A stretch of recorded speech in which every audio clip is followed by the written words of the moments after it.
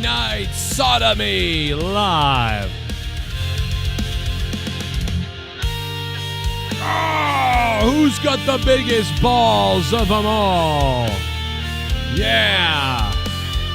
Who's got their private parts lynched to their back? The Wyatt Six are back. TNA under siege. Who gives a crap? I'm not even watching that much wrestling. Are you watching much of this wrestling?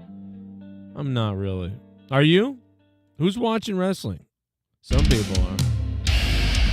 It's Memorial Weekend. And we're ready to go out to the wilderness and beat people to death. Yeah, baby. Hop on Discord, all you Discorders. Hop on Discord, Dickorders.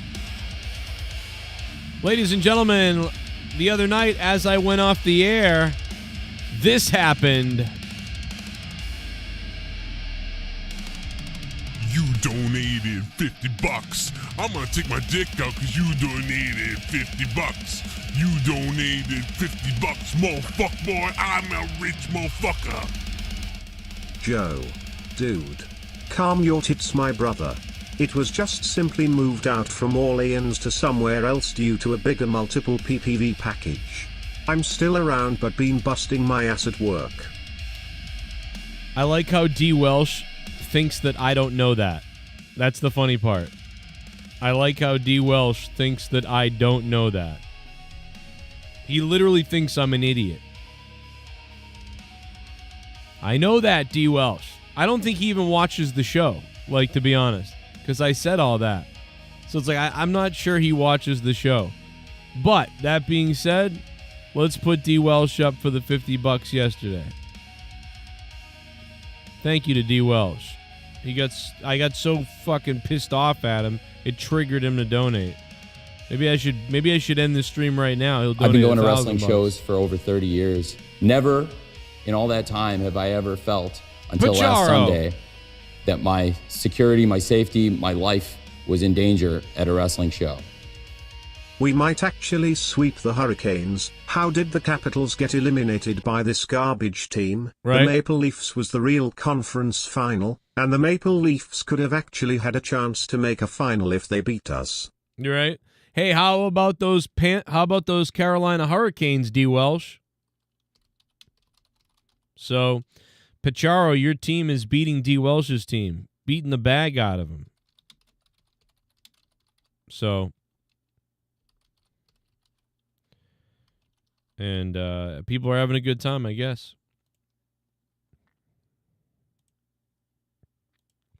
SmackDown is not going to 2 hours, Noble Master. SmackDown will remain 3 hours for foreseeable future, maybe a long time, based on what I was told from the people who work in WWE. So anybody hoping SmackDown is going to 2 hours is delusional, because it is, not only is it staying 3 hours, but they're not even thinking about it. It's not even a thought. It's not even a thought in somebody's brain or a reality to make SmackDown 2 hours. Not even close.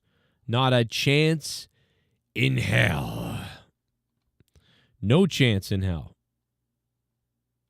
So, that ain't happening. As we said, predicted, and spoiled for you days ago, today they announced New Orleans would get Money in the Bank. Therefore, once again, if D. Welsh should actually listen to the show, he would have heard me say the plan is to give New Orleans a whole big package of other stuff. Since they're not getting WrestleMania, they're going to get UFC, multiple pay-per-views and events. Like, they're going to get all this crazy stuff over a long period of time, and then eventually they will get WrestleMania still anyway.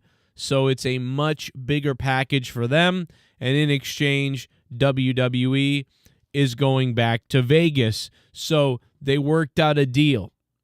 And I said this all the other day on my stream, and then we obviously, everything that I said that I had heard about and everything that I talked about that had been seemingly leaked out by people and told to me and other people, and also leaked out in news sites in different ways and whatever, it all was true. It all was very true.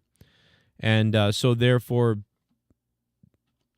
why would you tell me that I don't know that when I just said that to everybody? But whatever. I don't think D. Welsh watches the show, or at least he doesn't really watching at the time or something. I don't know. But he did drop $50. Shout out to D. Welsh for getting weird. I didn't really watch much of SmackDown because wrestling's dead, in my opinion. D. Welsh's girlfriend stopped him from donating. I don't know, maybe. I told you that someday, man, these people are going to disappear. They can't. You can't donate to the show like that forever. You know what I mean? The dude was beasting the show. It was crazy. Same thing with all these everybody else. You know, like Huge Boner. What happened to him? You know what I mean? All these people, they can't carry the show with donations forever, man. You know, Ghost from the Coast. These guys, like, you can't. What are you gonna like give your whole life away for the show? You know what I mean? You're only able to do it for like 3 months, 6 months, and then you're like, all right, I got to stop this. You know what I mean? So, but you got to give D. Welsh credit, man. D. Welsh went on a run for like 5 years. Like, regardless of what you're joking about his girlfriend or whatever. But I mean, dude, this guy went on a donation run to this show for like 5 years. That's crazy. That is so crazy. No one's ever done that. Right now, Z-Pain has been the guy on the run the last few months. But, you know what I mean? People can't do that forever. That's why you got to make new fans, make new listeners, make new supporters. And while we did do that a little bit, we really haven't recently. But I've been so busy working. It's like I've never been in debt this much in my life, but worked this much in my life. It's crazy, bro. I'm working. I just work. And I'm in debt more than ever. It's disparaging, to be honest. But whatever it is, what am I going to do? So, but that's how everybody is. So, yeah, bro, you got to give him credit. That's crazy. 5 years of that type of support is unheard of. And he's still donating. So you got to give it to Welsh, man. You give him some shit for sure. You want to give him some shit about he's out with a girlfriend or something. He doesn't have to do shit. He doesn't have to do anything. Guy doesn't have to drop $1, you know? Doesn't do shit. We're lucky to have him, and we're lucky we had him for how he used to be. You know what I mean? That guy is ingrained forever on this show, regardless of whatever happens.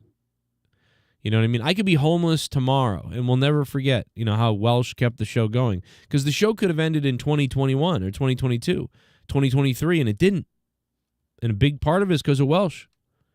So, all of a sudden now he's not there. What, you're going to say, the guy did a lot. But yeah, WWE SmackDown going up against TNA Under Siege. I don't know how many people were like, well, I'm going to skip SmackDown and I'm going to watch TNA Under Siege. I don't know how many people did that, how many people skipped it, how many people got into it, but they did. And they...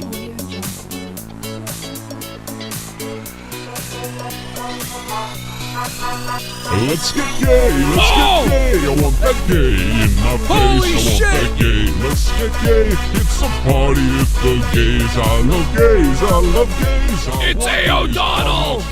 I want gay, gay, gay, gay, I want that gay up in my face, let's get so gay, let's get so gay, and I love gays in my face. Fucked Welsh. Oh, no. FD, after that big speech I just gave, FD Welsh. Oh, no. Oh, no. A. O'Donnell with the 69 donation. Oh, my God. Look at Vladimir, though. Has he ever looked that sexy? Oh, my God, guys. Speaking of that, dude, some sales guy came to my door today, and I was actually going to open the door because I was like, yeah, what's going on out there? Let me open the door and see what's going on. And then I looked out at my fucking camera, dude, and the sales guy, oh my God, I got to show you guys this. A. O'Donnell with $69, baby. Now we're getting hard. Now we're getting hard, baby. I love it. Now that's fire, bro. On a Friday night that's been dead. Fridays have been dead on this show. You know what I mean? Saturday tomorrow, monetize this, yeah. Except for, no, you know what? The Friday before monetize this 500 was not dead. It was bumping in here. Do you guys remember that? In fact, Saturday night monetize this 500 barely beat Friday because Friday was nuts. So I take that back. We actually had a crazy Friday right before monetize this 500. But tonight this is already a crazier night than the last 7 weeks or something. All right, so here's my point. A. O'Donnell, first of all, thank you, bro. I'm going to get your name up on the board in just 1 second because you are a beast, and I should call somebody. But sales guy came to my door today, and I was like, you know what? I was going to open the door because I was right there, and I was going to be like, yo, what's up? And I knew he was going to be like, hey, did you ever think about solar? And I was going to be like, hey, man, hey, guess what? You have to have a permit to fucking walk this neighborhood. Do you have a permit? And then I was going to fuck with him, you know? And then I was going to be like, hey, listen, man, I do door-to-door, you know, in my life too. You know, I've done door-to-door. I do sales. I get it. But I'm all set right now, dude. I'm crippled right now. I can't finance anything. I'm not liquid with anything. I'm negative fucking 2,000 to the electric, to the gas, to the fucking thing. And you might say, well, that's great. That's exactly why I need solar panels. But guess what, brother? I don't get the down payment. I don't get the financing. And I don't have the mental state right now to deal with this. So the longer I would speak to you, the more angry and more I would take it out on you. So I can't buy anything at all right now. So I'll save you time. I appreciate it. Try me again in 6 months. Maybe I hit the lottery. And then send him on his merry way. But I decided not to engage with him at all, because I happened to peek through my Ring camera, and motherfucker was dressed like a gay bicyclist. And I was like, okay, you know, if you come, listen, I got a rule. If your shorts are only about 4 inches longer than the shirt you're wearing, we ain't talking, brother. Now, I thought he was here to maybe, I started thinking, like, now Leah said something funny. Leah said, you should have opened the door and asked him if he wanted to, is he here to race you or something like that. And it was really funny. She was like, was he here to sell a race, like I don't know, I forget what, I don't want to race you. I don't know what Leah said, but it was funny. But he looks like a bicyclist that wants to, like, you know, like, I mean, he was like rubbing his leg around the porch and like kind of like gyrating on the porch with his legs. And I was like, bro, what the fuck? I'm not opening the door to you. What the fuck kind of shit? Like, what are you selling? Like free butt pumping lessons? Dude, what the hell are you doing? Like, I am not opening the door for you. If you had pants on, I would have opened the door. If he had shorts on that were down halfway where they are, I would have opened the door. But no, when I see this, bro, I'm going to throw up on your dick, bro. Like, what are you doing? What is this? Like, are you serious? No, I don't think so. I almost want to open the door. Dude, I should have done this. I should have opened the door and said, hey, man, listen, I don't know what you're selling. I'm sure you're selling something, but or whatever it is. It doesn't even matter. You could tell me you're here to just give me $100, but I don't want anything to do with you, and I'm going to tell you why. Because it looks like you're wearing underwear. I'm just going to tell you that right now.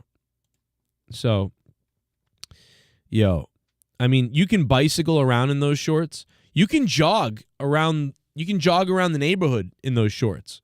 You can even walk past my house while my wife is outside and stop and say hi to my wife. And I won't even probably get upset. But if you come up to the door to try to sell me something dressed like that, there's no way.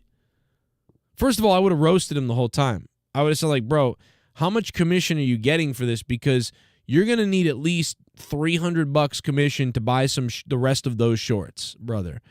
Like, I don't know what you're doing, dude. But unless you're, like it is so, like, what are you doing?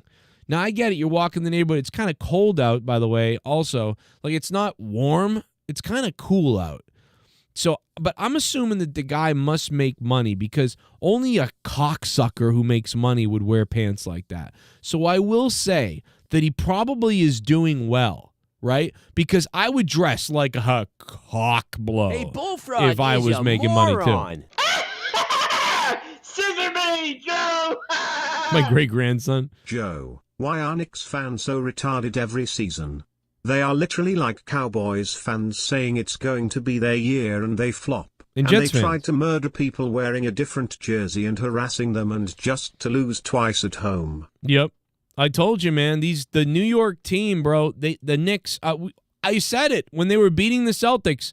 I said, what are the Celtics doing? You're losing to a team that sucks. How are you losing to a team that kind of sucks? And people were like, no, dude, I don't know. But then I said, well, maybe they could be the champions, and we don't know. Maybe they've hit a moment. But really what it comes down to is they were just the Celtics were a bad matchup, I guess, or the Celtics weren't alive, or I don't know. Dude, I don't know what happened with the Celtics. I'm going to assume that it was two things. The New York Knicks played the best basketball that they will ever play in, like, of the whole year, and the Celtics played some of the worst basketball that they play, and it just happened to collide, and the Knicks got lucky. They caught the Celtics sleeping or something, because the Knicks beat the Celtics before injuries, so there's no excuses at all for the Celtics. They did not. They straight up beat the Celtics. They eliminated the champs. But, like, again, but you look at the Knicks and you're like, yeah, but I don't buy them as being champions themselves, though. So, like, what's going on? Am I crazy? And now being 0-2, it's like, okay, you weren't crazy. It was more because it was something to do with the Celtics, whatever that is, that they played better against the Celtics, the matchup, the Celtics didn't play the right way, whatever it is, whatever the excuse, whatever the reason, whatever. You can now look at that and know that, like, okay, it wasn't that. It was something else is up. I mean, Brunson tonight. Brunson was Brunson was the pick on New York. I had Brunson on one of my fantasy things. And thank God I did, because I had what's his name, Sycam, or whatever his name is. I can't remember the guy's name. And then I had Halliburton, Robinson, Bridges, and somebody else. And anyway, I turned $1 into $20. So I mean, I made $19 tonight. So cool. I guessed right. But I had $1 to bet. That's all I had. And I bet the $1 and it turned into $20. I'll take that as a win. Bob, if you're up there, I love you, brother. We did it. FanDuel. $19. Woo! Love you, brother. Somewhere up there, Bob's up there. We would talk sports betting every week. I literally lost the friend that I speak to the most besides Rojas. It's crazy.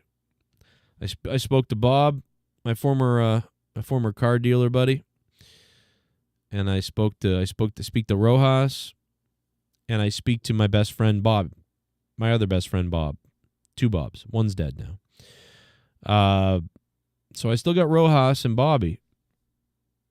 But yeah, it's still pretty rough thinking about him, so sorry to be a downer, but every couple of, every little bit of time I just get really sad, bro. I don't know I get really sad.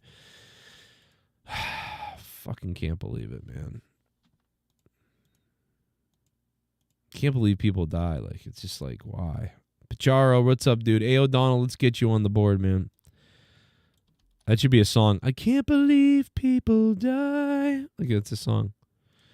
Can't believe they might be up in the sky. Oh my god. We gotta write that down right now. I can't believe people die. Where do they go? Do they go up into the sky? Somebody please tell me why. Why do people die?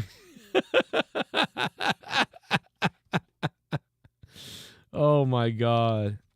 When I was 8, life was great. Then things went bad. I lost my dad. My mother shook him. And I woke. And I became awake. And I woke. My mother shook him and screamed. My mother shook him, and I woke up to her screams. But my father faded into dreams. Oh my God. I made a friend who was a little older. He met me at my work. Seemed like we were soldiers. I don't know. But then he called me one day, and I missed that fateful call until I found out no.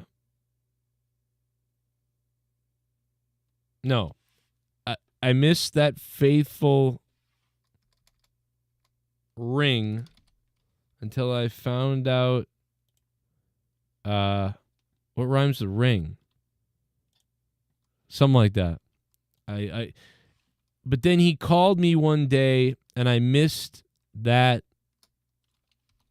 exchange.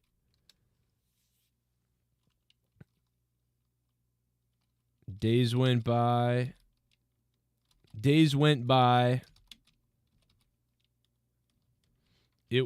Without a word from him.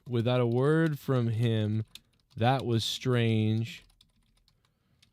Then I found out it's because he died. He died.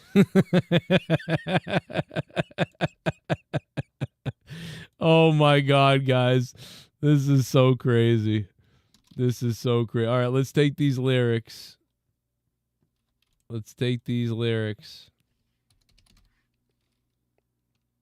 right, let's stick them into the machine.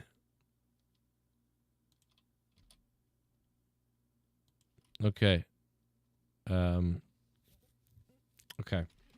Sad, romantic, pop, melodic, rock. All right, here we go, guys. We're putting that song together right now. Isn't it beautiful? It sounds like an uplifting song. Nick loves. I mean, we just wrote that in front of you guys. I mean, obviously it's a little cheesy. It doesn't have really great like English. We don't have really witty stuff in words because I was just doing it really quickly. But like, we'll get the idea of it. You know what I mean? For anybody that died, we love you. Everybody that died, we raise a glass of plastic water that will go into our testicles and probably make us infertile someday. We gonna hump them. We gonna suck their things off. Does anybody remember what that donation amount even is to donate that? Guys, if you want to donate, all the donation amounts are listed in the description box down below. There are a bunch that are missing. I will admit it. I'm a bit sloppy. But remember, there's we gonna hump them. We gonna suck their dicks off. There's that one, the Rock. There's the $55 Elon Musk's Nazi donation. There's just so many. They're all listed down below in the description box. If you want to donate, Streamlabs is pinned to the top of the chat. You know where it is. And, of course, you can Venmo and do all that other stuff, too, if you want. I'll do something crazy for you people that do that. But, or you could Super Chat, become a member, do all that stuff. Anyway, first plug of the night for the donuts. What's up, Dicko? How you doing, brother? All right, let's hear it. When I was 8, life was great. Then things bad. I lost my dad. My mother shook him, and I woke up to her screams. My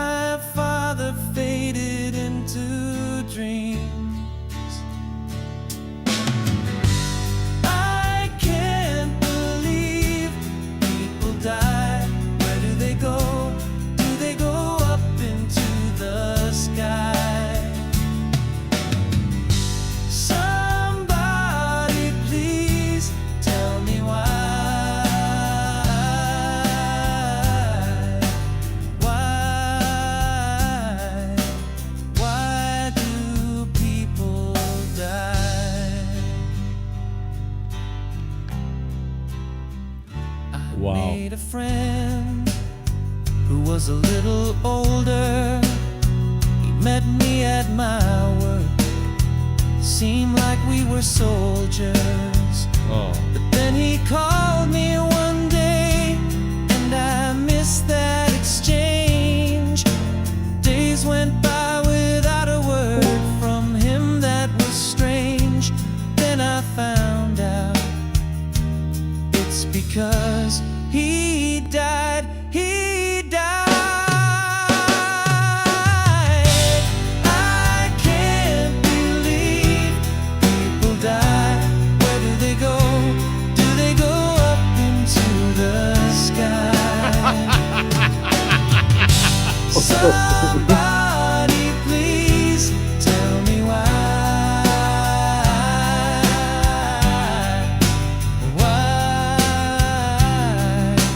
Why do people die?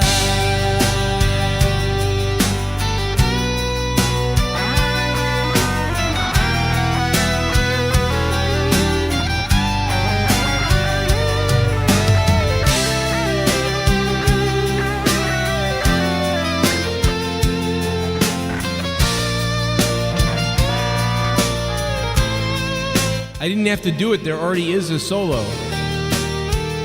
Unbelievable. I can't believe people die. Where do they go? Do they go up into the sky? Where do they go? Somebody please tell me why.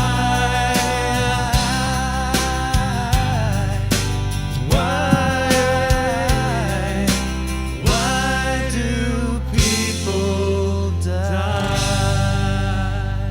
Unbelievable! The first attempt at that song, and they nailed it.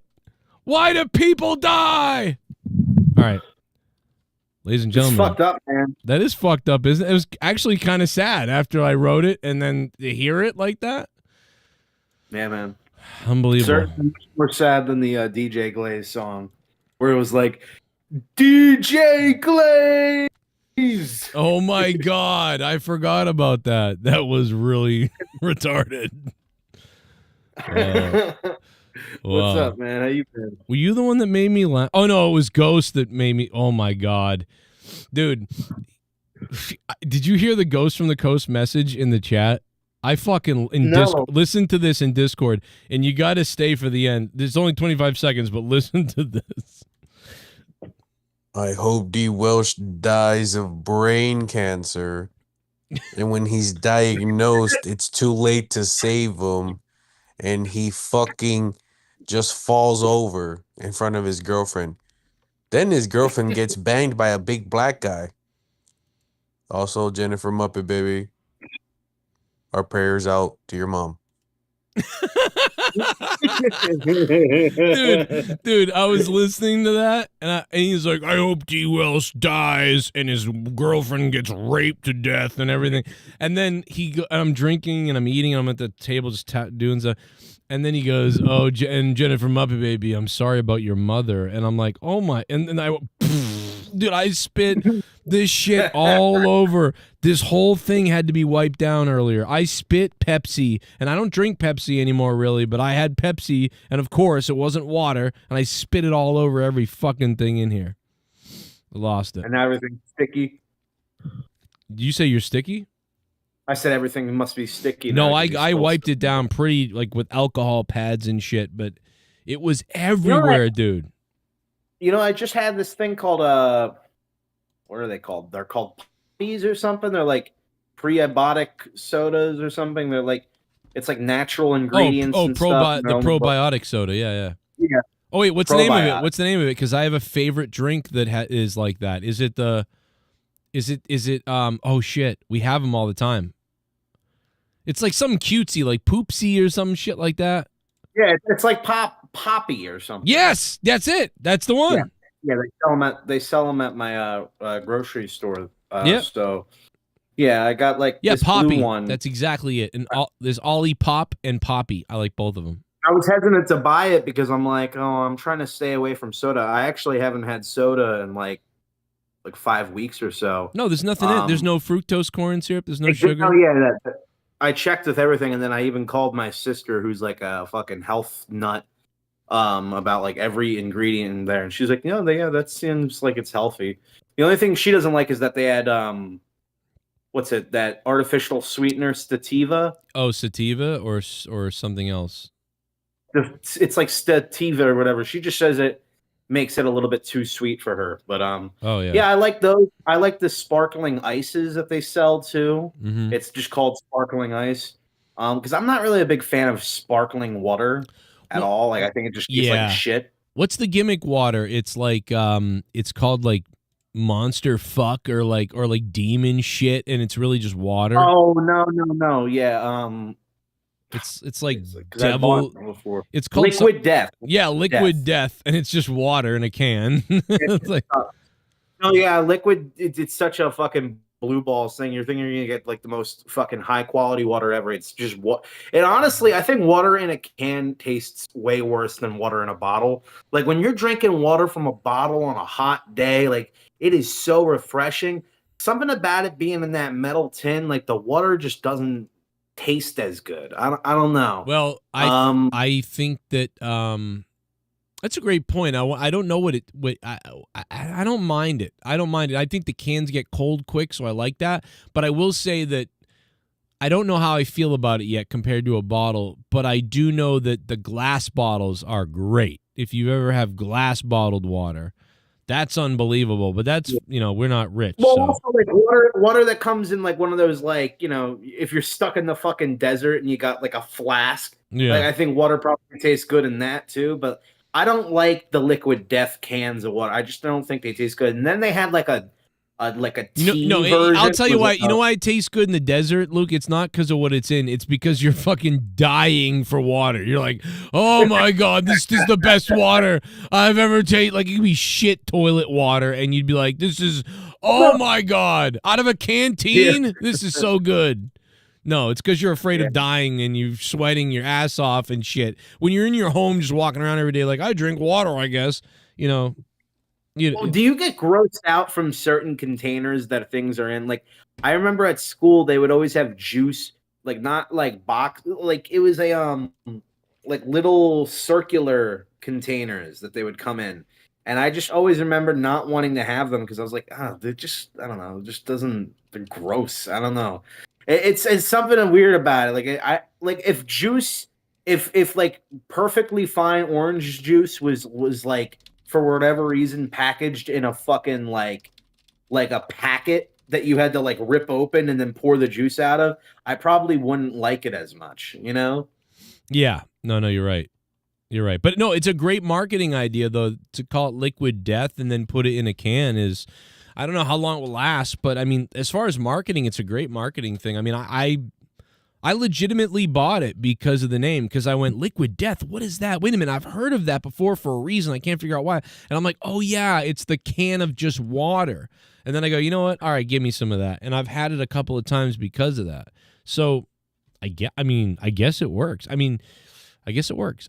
Could you market that into like a carton? like the little, because it could be wrong, and I don't know.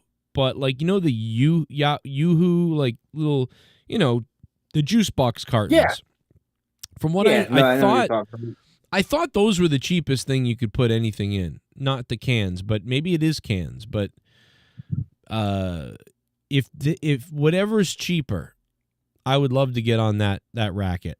I call it like what could we call it? I don't know, like liquid, like womanhood or something, or like woman juice, like liquid. Just no wait. Put like, just serve milk, right? Like put milk in a fucking thing and just call it literally cum.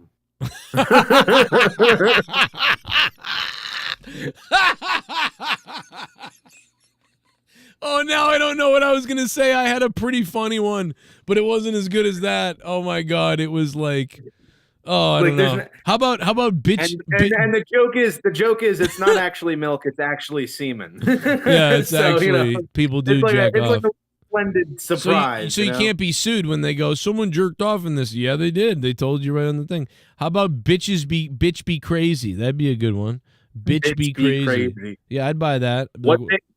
What did we put in your drink? Right. Oh, that'd be good. Just a mystery drink.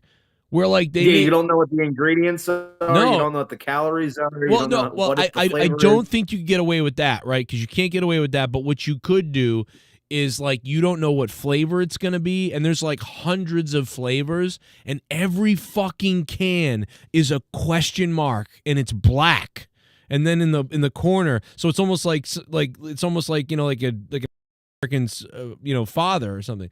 So it's like you don't know what it is or who it is, but so it's just a black can with a big question mark, and you don't know what it is. And it could be licorice. It could be we could come up with crazy tasting things.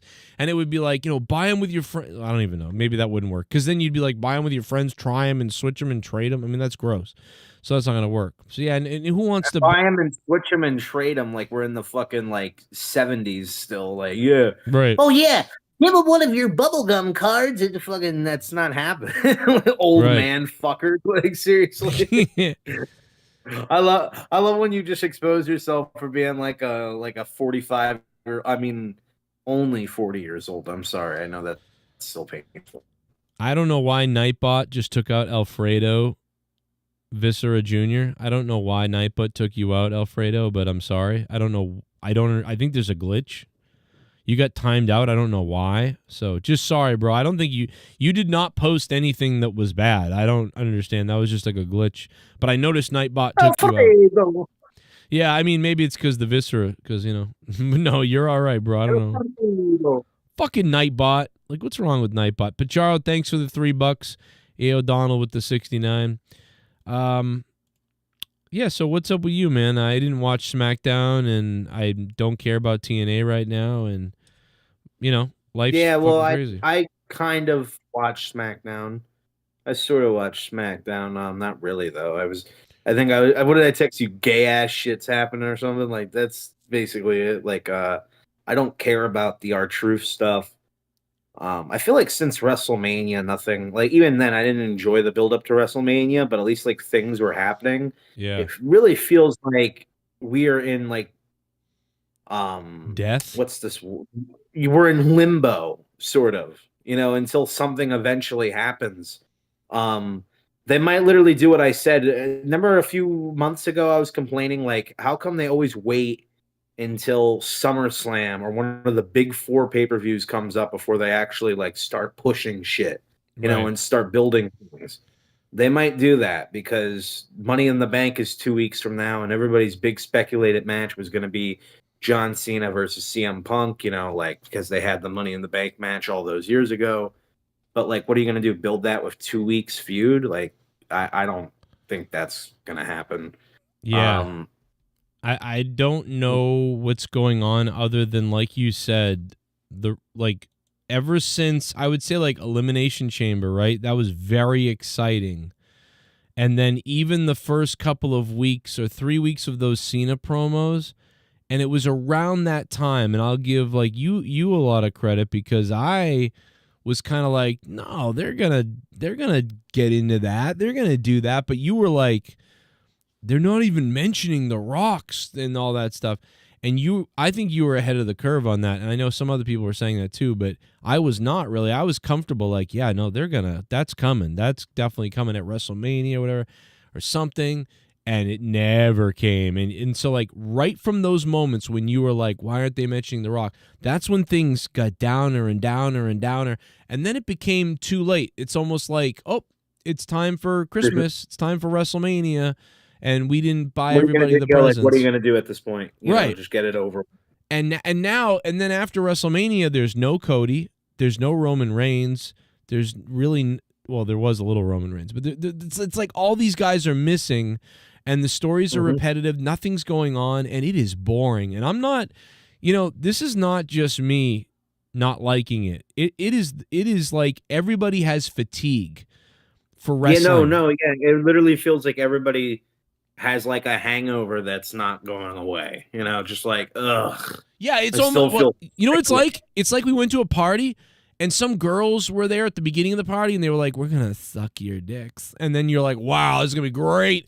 And then you get loaded, you get blue balls because the girls all left and you're left with all your buddies, and you're like, Yes. it's like Dude, that's a perfect example of the feeling I get of you were like really looking forward to the like hyping this up for weeks and weeks, being like, bro, I can't wait till this fucking party. Last year's was a fucking crazy one, bro. Mhm. And you're like all excited. And then like of course your friend that you came with is like being weird for whatever reason. Like for whatever reason you were separated, and then when you come back, he's like way too drunk or he's like angry at something. And then just like things just start slowly falling apart, and then like the whole party is basically over, and like you didn't get anything out of it. And like now you're not talking to that friend for like weeks now because of the whole thing. So like it's just like an awful. But like you said, you wake up with felt like an awful experience. But you're right, you wake up with a hangover too. So you wake up miserable and in pain, and then you don't really want to drink again for a while, and you don't feel great, and you go into this lull, like you just said. And that's what it's like. We're in a lull of death. Like it is. I can tell by the numbers. I'm just looking at the look at my numbers. My numbers are way down. Other people's numbers are down too. Mine are down more down, but like it is down everywhere. Like it's not just me. They just need to like, I don't know what they need to do. I mean, honestly, if I can explain what they need to do, but it's too crazy for them to do, you know, which is make interesting fucking storylines and you know, not rely on people who aren't here half the time to make the show interesting. Like, oh, this person's gonna be here in 3 fucking weeks. Like, how about now? You know, and instead of like giving us repetitive fucking matches that nobody cares about or just like meaningless stuff, like I didn't even care about the fucking, what was it, the Street Profits went against like Raxium or Axiom or whatever their name is. Like that's a nothing match. Like I like the Street Profits, but not that much. You know, there's no build up to that match. They had one match in the past, so now I'm supposed to be invested. I don't care, and I don't want to watch that as the main event of the show. Where the fuck is everybody? What's going on with these storylines? How come nothing is moving forward? It's literally, this is like when you play universe mode, but you only focus on like your own show. And so like what the fucking, you know, procedurally generated fucking you know, AI does for the shows that you're not fucking booking. This is what those shows are like, you know, just nothing happening and the same shit over and over again with like the most pointless main events, like that don't do anything. They're, oh look, it's a tag match with these people, like these 2 women from NXT versus these 2 women from the main roster. Aren't you excited? Well, and here's the other thing that gets me. I thought we were waiting all this time for the Wyatt 6 to come back because they wanted Alexa Bliss and the Wyatt 6 to be together or something. But then tonight the Wyatt 6 just showed up to blow out a candle for Bray Wyatt's birthday. But did I miss something with Alexa Bliss? They seem completely unrelated. So I don't know. Get rid of the fucking Wyatt 6. I hate the Wyatt 6. I think it's stupid. I think Alexa Bliss is better by herself. I do too. I loved Alexa Bliss during the fucking like the goddess era she went through. I was so horny for her. And she's also just incredibly well spoken, better than so many of the women we have. Like when you listen to like Bianca's promos and Rhea's promos and even like Becky and Charlotte's to an extent, and then you just compare it to Alexa, who's just so natural. It's not like she had to work on this. Like she's just always had that, like she just picked up that aspect of it so well. And you know, like the wrestling for her was always the struggle. And even then she wasn't bad. Like she improved a lot over her career, and she had a lot of good matches that I can remember with like Sasha Banks and Bayley and you know, a few others right now that aren't coming to mind. She had a really good Elimination Chamber. So I always liked Alexa, and I really liked her promo tonight. And I'm not looking forward to her being fucking somehow involved in this failure of a Wyatt 6 storyline that's going to go nowhere. and she's gonna just not be on TV for months as a result of it. Like, I'm tired of it. I want her to be a champion again. I think they should book Alexa Bliss to be champion again at some point. The fans really like her. Like, she has still been getting consistently great pops. And I think if she hadn't, basically, if her career didn't just like go nowhere after losing the title to Ronda, because she was really, really over, and then she just like did nothing for a good portion of time, like ever since. Yeah. Like, she did the Wyatt stuff, but that's about it. Like, she was really over, and it's almost like they just squandered her, or she was like, I don't know what happened. You know, it's a mixture of things. Like, she had a husband or a wife or a pig or something. Someone died with a pig, I forget. It was her pig. Her pig died. Yeah, her pig died. And then Bray and her had that whole thing, and then like she disappeared after Bray disappeared on the show, and then like I'm tired of that. I want Alexa to be just back. Just bring Alexa Bliss back. She's been missed. Because I'm not exactly a fan of most women right now. Because none of them can really cut a promo that like connects with me. And maybe it's because I'm also horny for her. I don't know. Yeah, it might also be because you can't get a woman to sleep with you. You might start getting angry. You know, like that sort of male anger. Yeah. You know what? I think I was looking at myself in the in this video. I think I look fucking sexy tonight. I think it's the blue light behind me though. Let me see. Yeah, I look pretty. dude. You should be able to get some girl like at a party by being funny and smart. Like, you will get like somebody will sit on you for that. I probably could. I just I don't know. I'm trying to lose weight so I can feel more confident in myself. This is the line. Ready?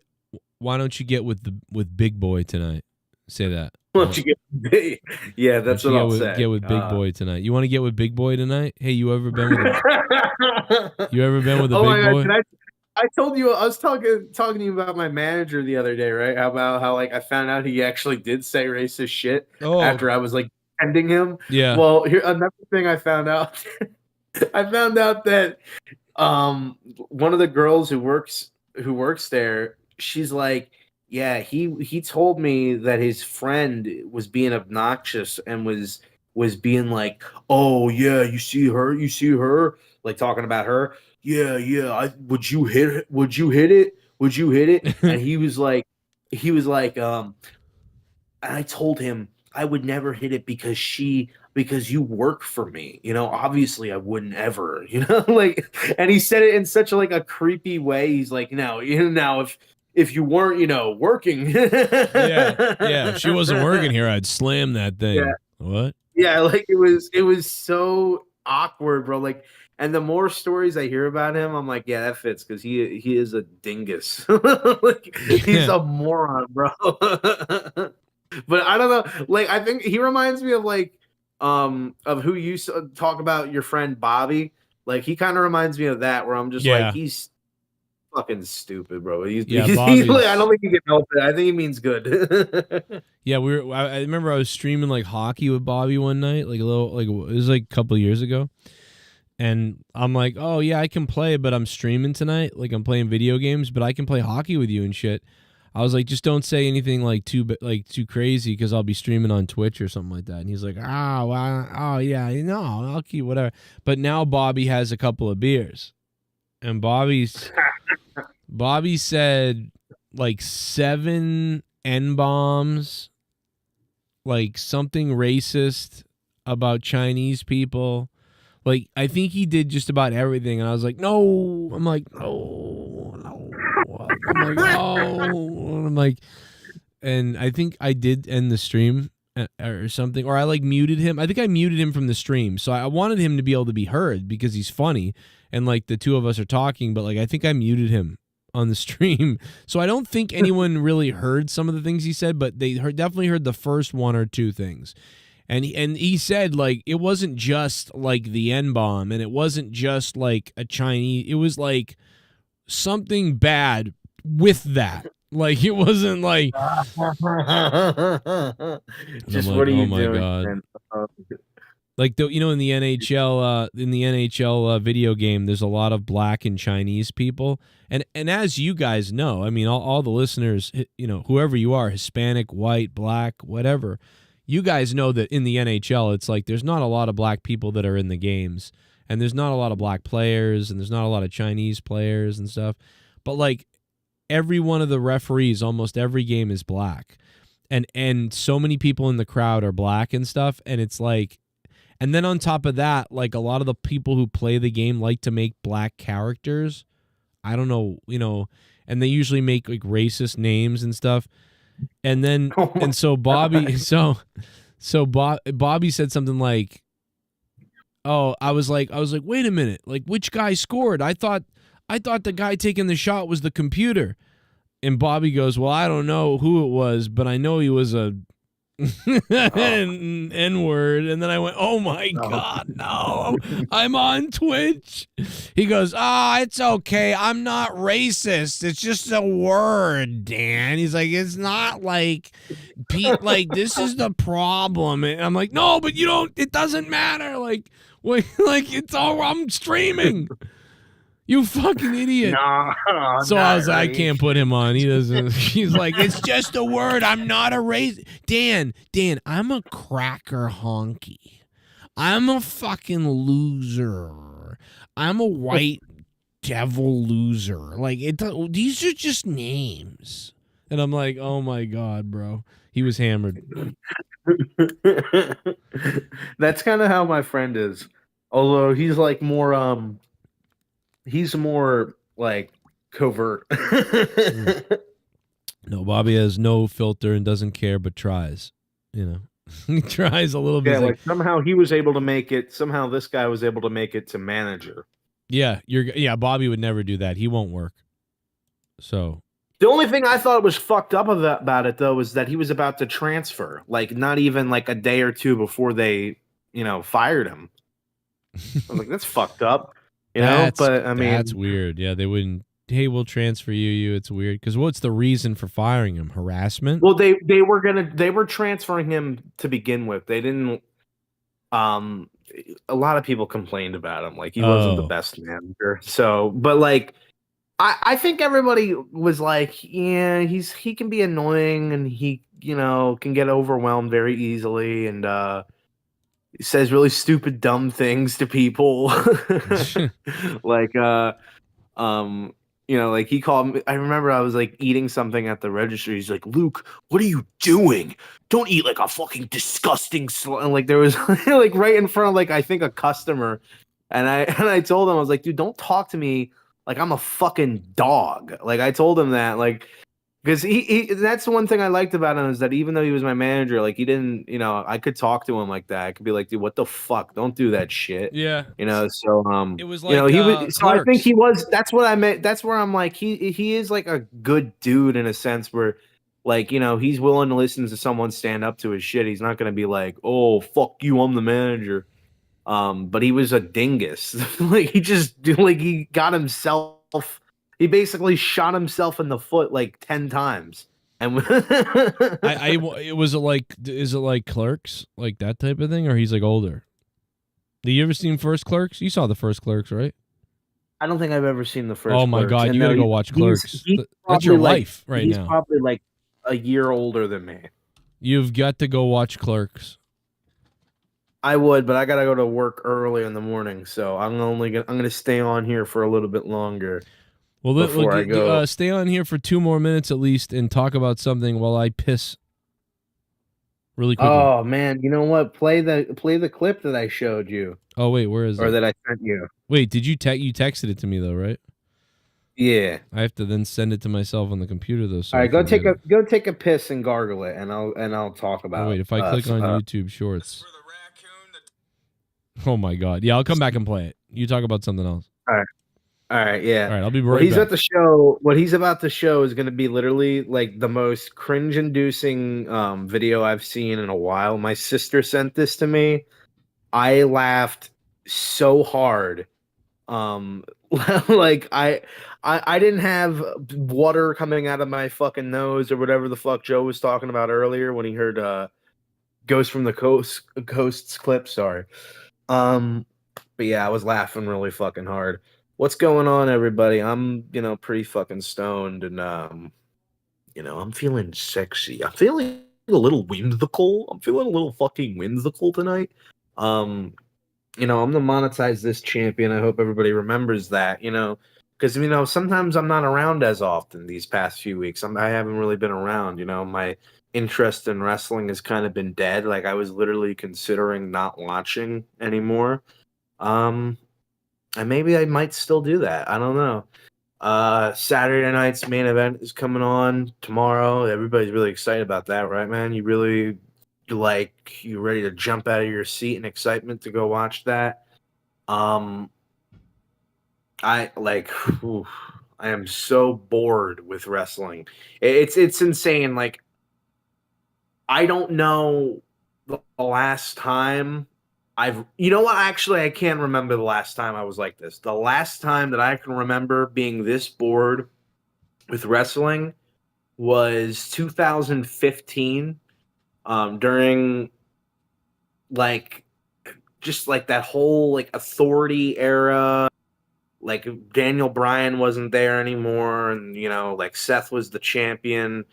That was just one of my least favorite times in all of wrestling. Even if it did have some great matches during that time, I feel like that was a nothing year. And it's funny, 2015, 10 years later, 2025, it's kind of the same, where it's just, this is a nothing year, and it shouldn't be, because this is John Cena's heel turn year. And already they're planting seeds of him turning face, which is stupid and pointless. And I think that was one of me and Joe's first complaints, is that they're going to turn him so quickly back to a baby face that his heel turn is going to be pointless, and is going to be kind of the importance of it is going to be deflated, and it's not going to be as interesting as it was originally. If Hulk Hogan just turned face 5 months, 6 months after turning heel, or even a year after turning heel, it just would not, I don't think, would be remembered as this legendary heel run and heel turn as it was. And I think one of the biggest problems with this heel run from Cena is that I'm not sure he quite knows which direction he wants to take it. Because if you hear him in press conferences, he almost has a different character and a different approach to his promos and the way he speaks to people than he does when he actually cuts promos in the ring.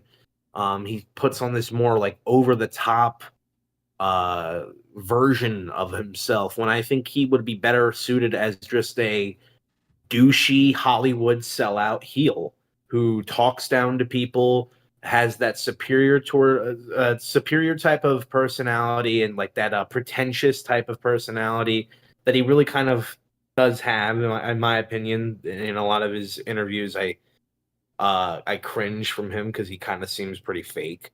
And I think they should have amplified that as is his whole fucking thing with the heel run. But instead, they just want to make him angry, shouting guy. We're in an abusive relationship. He said that 20 times, dude. And that's also another problem with the whole story, is that we're just getting the same things said over and over and over and over again, and nothing new is being accomplished.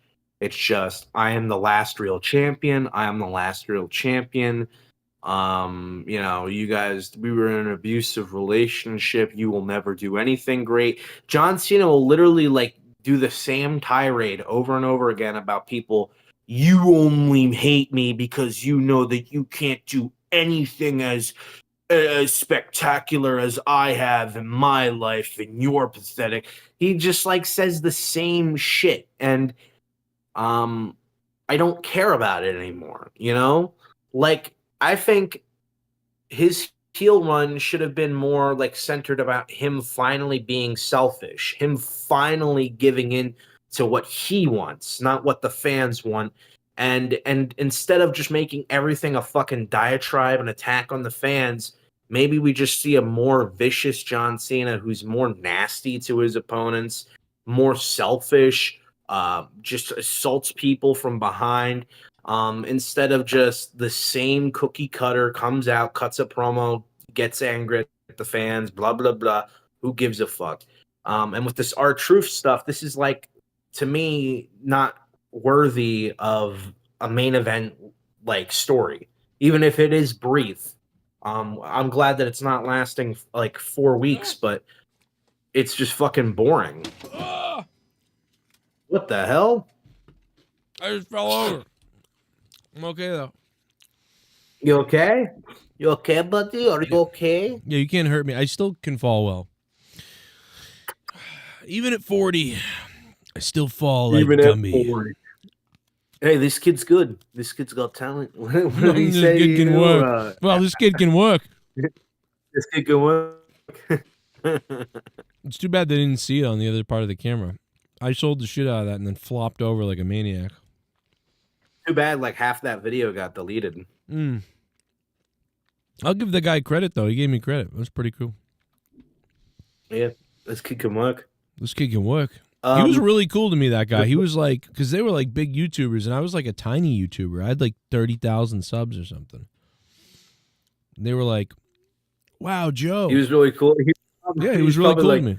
Wow, you're really cool. Your wife, spectacular woman. I want to get into her DMs and then do bad decisions and then have to and then have to crawl away into a cave for like 4 years after. I want to get in her DMs and ask for sex and then apologize like it's a rape. And then when she writes a Reddit about me raping her with my brain, like it would be crazy.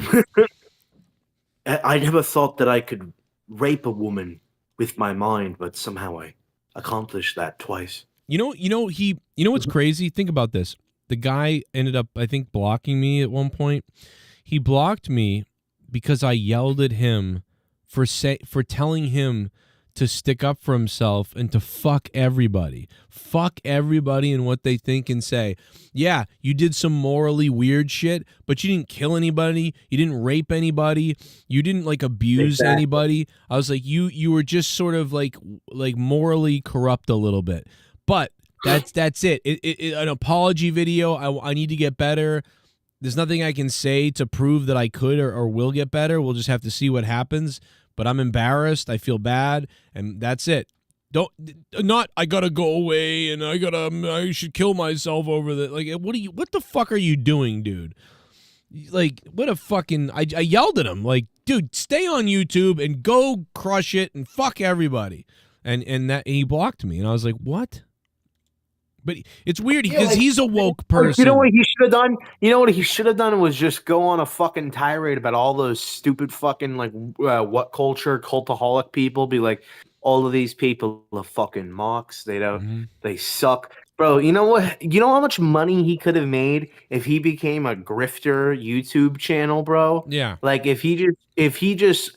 And you know what? I mean, maybe that's not what he feels like. Maybe he really does like. You know, try to view himself as like, I don't know, superior almost to that. But like, I'm just thinking about how like this guy used to be one of the most prominent people on YouTube. And now like, because what? He sent people DMs about wanting to have sex.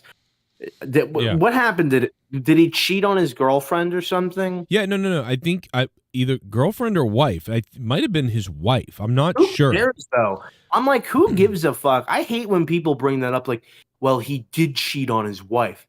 Who gives a fuck? Well, is it your wife? Right. Is it your wife? Why do you care? You know who else cheated on their wife?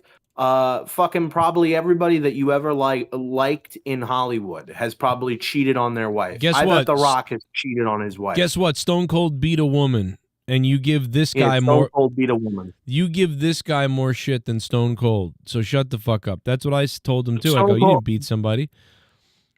You know, allegedly or whatever. Or it's on. I mean, it's on the police records. But I mean, so like, it's like, dude, listen, that's gross. What you did to your wife is fucked up. Weirdo. What? He's like that weirdo. He's like that weirdo. I hate that's I can imagine a whole thread on Reddit about him. Like I really liked him before he became a creepy predator. Yeah. Like what? He's a predator? What do you mean he's a predator? I'm a predator.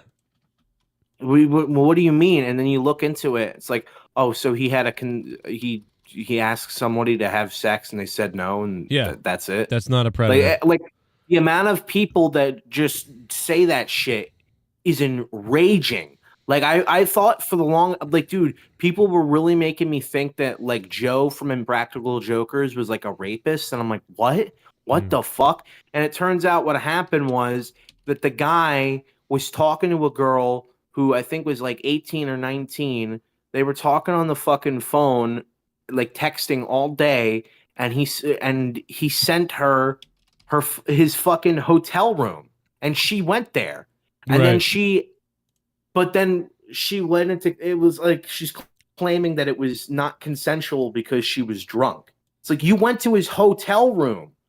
Like, what the fuck does it matter at that point? You went there. What do you think's gonna happen when you go in there? You retard.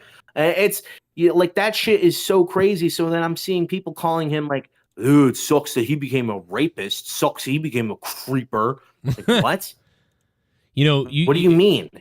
If you think that people and then it devolves into, well, no, this didn't happen. It's like, well, what you need to remember is that he cheated on his wife. Shut the fuck up. You called him a rapist. This is why also I was mad, and I don't mean to, you know, bring in drama, but I am, because I'm an asshole. That's why I was also mad at Pico, because he just kept saying shit like that. Like, oh, yeah, he's a fucking rapist. What do you mean? Right. Dude, he sucks as a boyfriend. Okay, well, you said he was a rapist. So what the fuck's happening? Are you telling me one thing? Are you telling me he's a scumbag, rapist, piece of shit? Or is he just like a weird dude who has a bad relationship? And he cheats on his wife. And the facts are actually that there's some kind of a domestic charge, but it doesn't say what, and doesn't say rape or sexual assault. Domestic charges can happen at any point. And also domestic charges, I feel like people already know that domestic charges are rigged against men. They're going to get arrested. Anything. Like, a woman could literally be like holding a knife that has the man's blood on it, but if she has a cut on her arm, oh, well, you know what, the man is probably going to be going to fucking prison that night, or not prison, going to jail that night. He's going to be having to sit in a fucking jail cell. He's the one who's going to be catching a fucking charge. Like, it's insane the amount of fucking gaslighting from that. Oh, because he has a charge, now I'm supposed to fucking write off Dork Knight as a fucking rapist piece of shit. Hey, Pico, how about you fucking tell us what happened? Because I'm not going to fucking believe your little fucking... Well, I'm not going to play your little fucking How could you believe games. that? Because they did tell me what happened. They reached out to me and said there was a sexual assault, and then they sent me a screenshot of an arrest. But like it's just says battery. It doesn't say anything else. But really quickly, so we'll have to look deeper into that. But really quickly, you know what people are really going to be angry about? When they find out that Adam Blampi or whatever, you know, made videos in front of during 9/11. Hello, I'm Adam from WhatCulture.com, and what just happened? Survivor Series, right? We're not going to do the explosion. We're just going to do this in front of the green screen because there's no one in the office to edit this, and I want to pass it on to you right goddamn now. I'm going to try not to swear because we just don't have anyone to edit it. Basically, I did not test this beforehand. I had no idea he was actually going to say explosion and everything. Goldberg, the man who hasn't wrestled in 12 years, who's pushing 50, just beat Brock Lesnar, the man who defeated The Undertaker, cracked the streak, is the one in 20... You wonder if this is maybe Ospreay's more autistic brother? Like, you know what I mean? This is Ospreay's lost manager. Listen, bruv. Let me tell you something, Listen, bruv. I did 9/11, bruv. Yeah, what is that fucking Vince Russo if he's British? Let me tell you something, bruv. Yeah. I don't know, bruv. Listen, bro. Listen, bro. Listen, bruv. Shut up, bruv. Bro, listen, bro. No, bruv, you listen, bruv. Listen, bruv. You don't know what you're talking about, bruv. Oh, my God. Listen, I worked in television, bruv. That is what it's like. Speaking of television, play that clip that I sent you of Jerry Springer. My sister sent this to me. Oh yeah. And I died laughing. It's so embarrassing. All right, here we go. We have this. It's a short, everybody.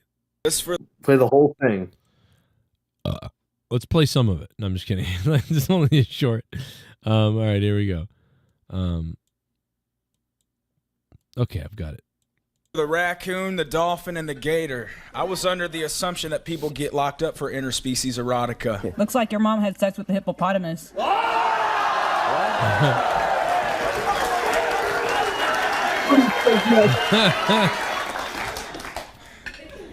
You know what?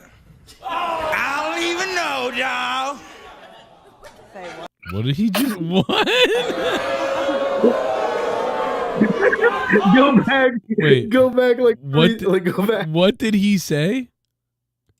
You press the whole thing. The whole thing? Right. This for the raccoon, the dolphin, and the gator. I was under the assumption that people get locked up for interspecies erotica. Looks like your mom had sex with the hippopotamus.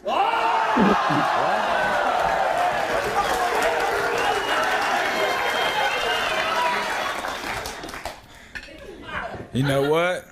I don't even know, y'all.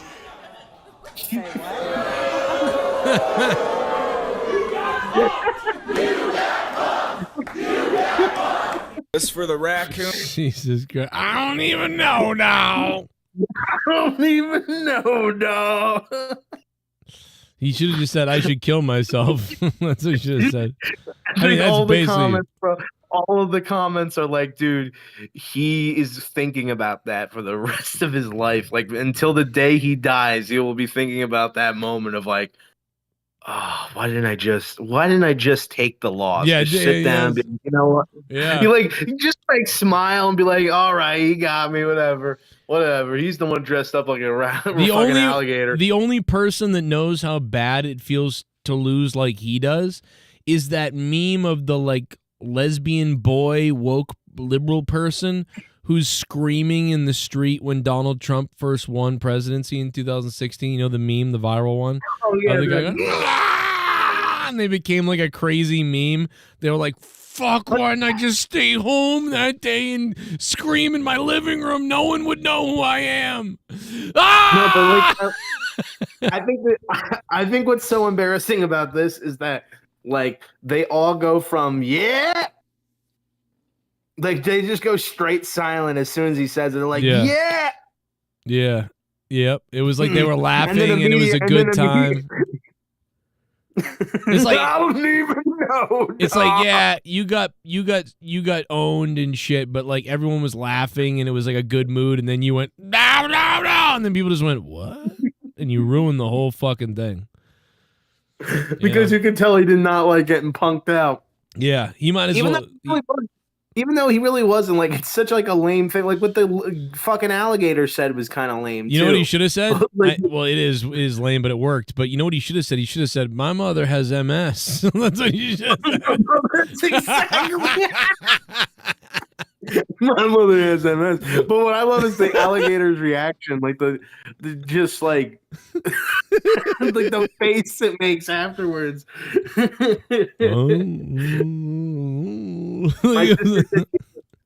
My sister said she had to look away when she was watching this the first time because she got so like such secondhand embarrassment. Oh my god, that's funny. Dave Meltzer puppet? They got a Dave Meltzer puppet where? Like on the Dave Meltzer. AEW Collision viewership dropped again this week.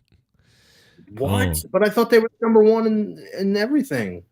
353 viewers. Well, it did go up. I think it went up last week like to 500. Then it was 320. Then it was like 500. Now it's 350. So it's like... Wait, 500 viewers? 500,000. Oh, okay. Oh, no, I'm sorry. Okay. Here it is. Yeah, no, 500,000. And then it went from 330 or something to 500 to 353. And then, last week before that was 398. That's what it was. So I'm actually giving them way more credit. They didn't hit 500. They hit 400. So they hit 400,000 the week before, and then they went back to 353. So not good, but not. I was telling someone this earlier. I was like on bad nights or like weekend nights or like, Friday night, Saturday night. Saturday nights used to be a big night for TV, and it's really not like that anymore. Yeah. It's kind of like a more of the almost similar to a Friday night in a way, but you know, so for them to draw, as long as you draw 300,000 and more, that is considered to be like a win because that's the advertisers. I feel like COVID really like shook up everything when it comes to like days. I don't know. Like I feel like I've never viewed the weekend the same since COVID. Yeah, I don't know. It's true. I mean, Gavin tells me this all the time. I know he's probably looking for excuses, but my son, but he's like, yeah, I didn't feel ever COVID kind of messed things up for me. He's like, because I liked being home. But I'm like, yeah, but that's just because you're a homebody anyway.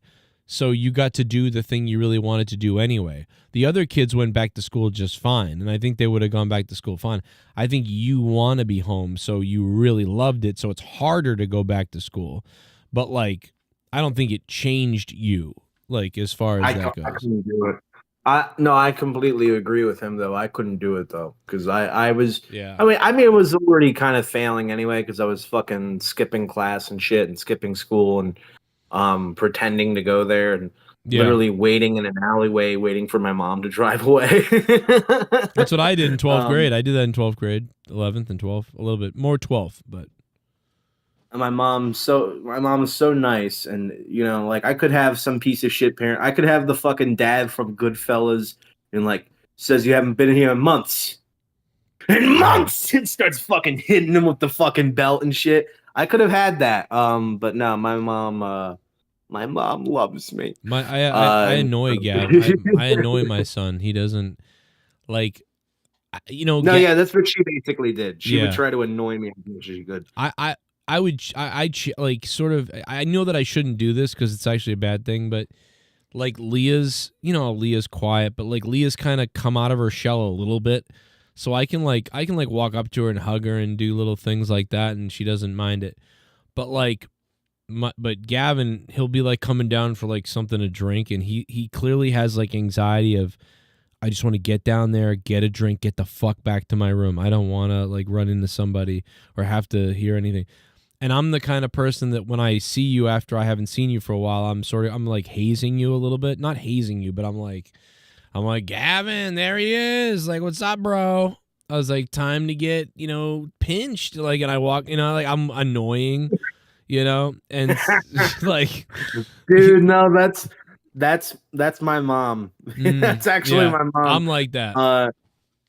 She'll like start like talking in a fucking like crazy like voice or whatever. I'm like, Mom, what are you doing? Like, sometimes it's fine and sometimes I'm having fun, but like other times, like, ugh, just shut up. Yeah, like Gavin's better if I actually like. I know that I'm fucking up because his thing is like what I should do when he comes down is I should bring up something he's interested in.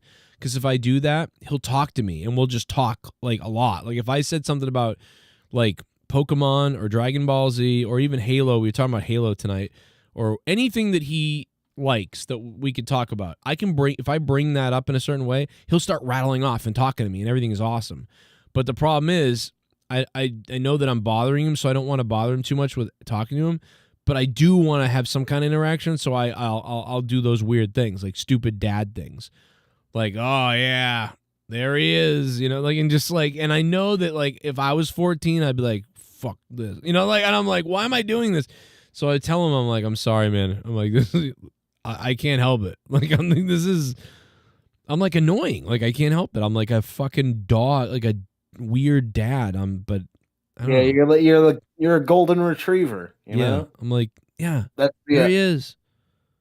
Like, oh, let me tickle him. Here he is. Like, and I'm like, you know, like I'm a fucking like a Jewish mother. Like what is going on? But the kid. Oh, there he is. There he is. You start like pinching his cheeks, like, oh, good. Well, I guess I'll do more like hazy stuff. Like, all right, bro, let's go. First one that gets pinned loses a leg or whatever, and I'll start like shadow boxing him in the back. Like I'll start boxing him in the back, kind of, and being like, "Let's go, bitch!" Like drop, you know, like I'll just start like messing with him. Like, let's go, drop the gloves, and he's just like, "I'm just here. Can I just get a drink?" And I'm like, drop the gloves and then you'll get a drink. I'll milk you. Like, weird stuff. And he's just like, But if I say weird shit, then he laughs, like, and he cracks up. You know what I mean? Like, if I say crazy shit, like, he's at the age of, he thinks all the, creepy, weird stuff is funny. You know what I mean? Like, he's at that age where I'm like, if I take you guys have a lot of,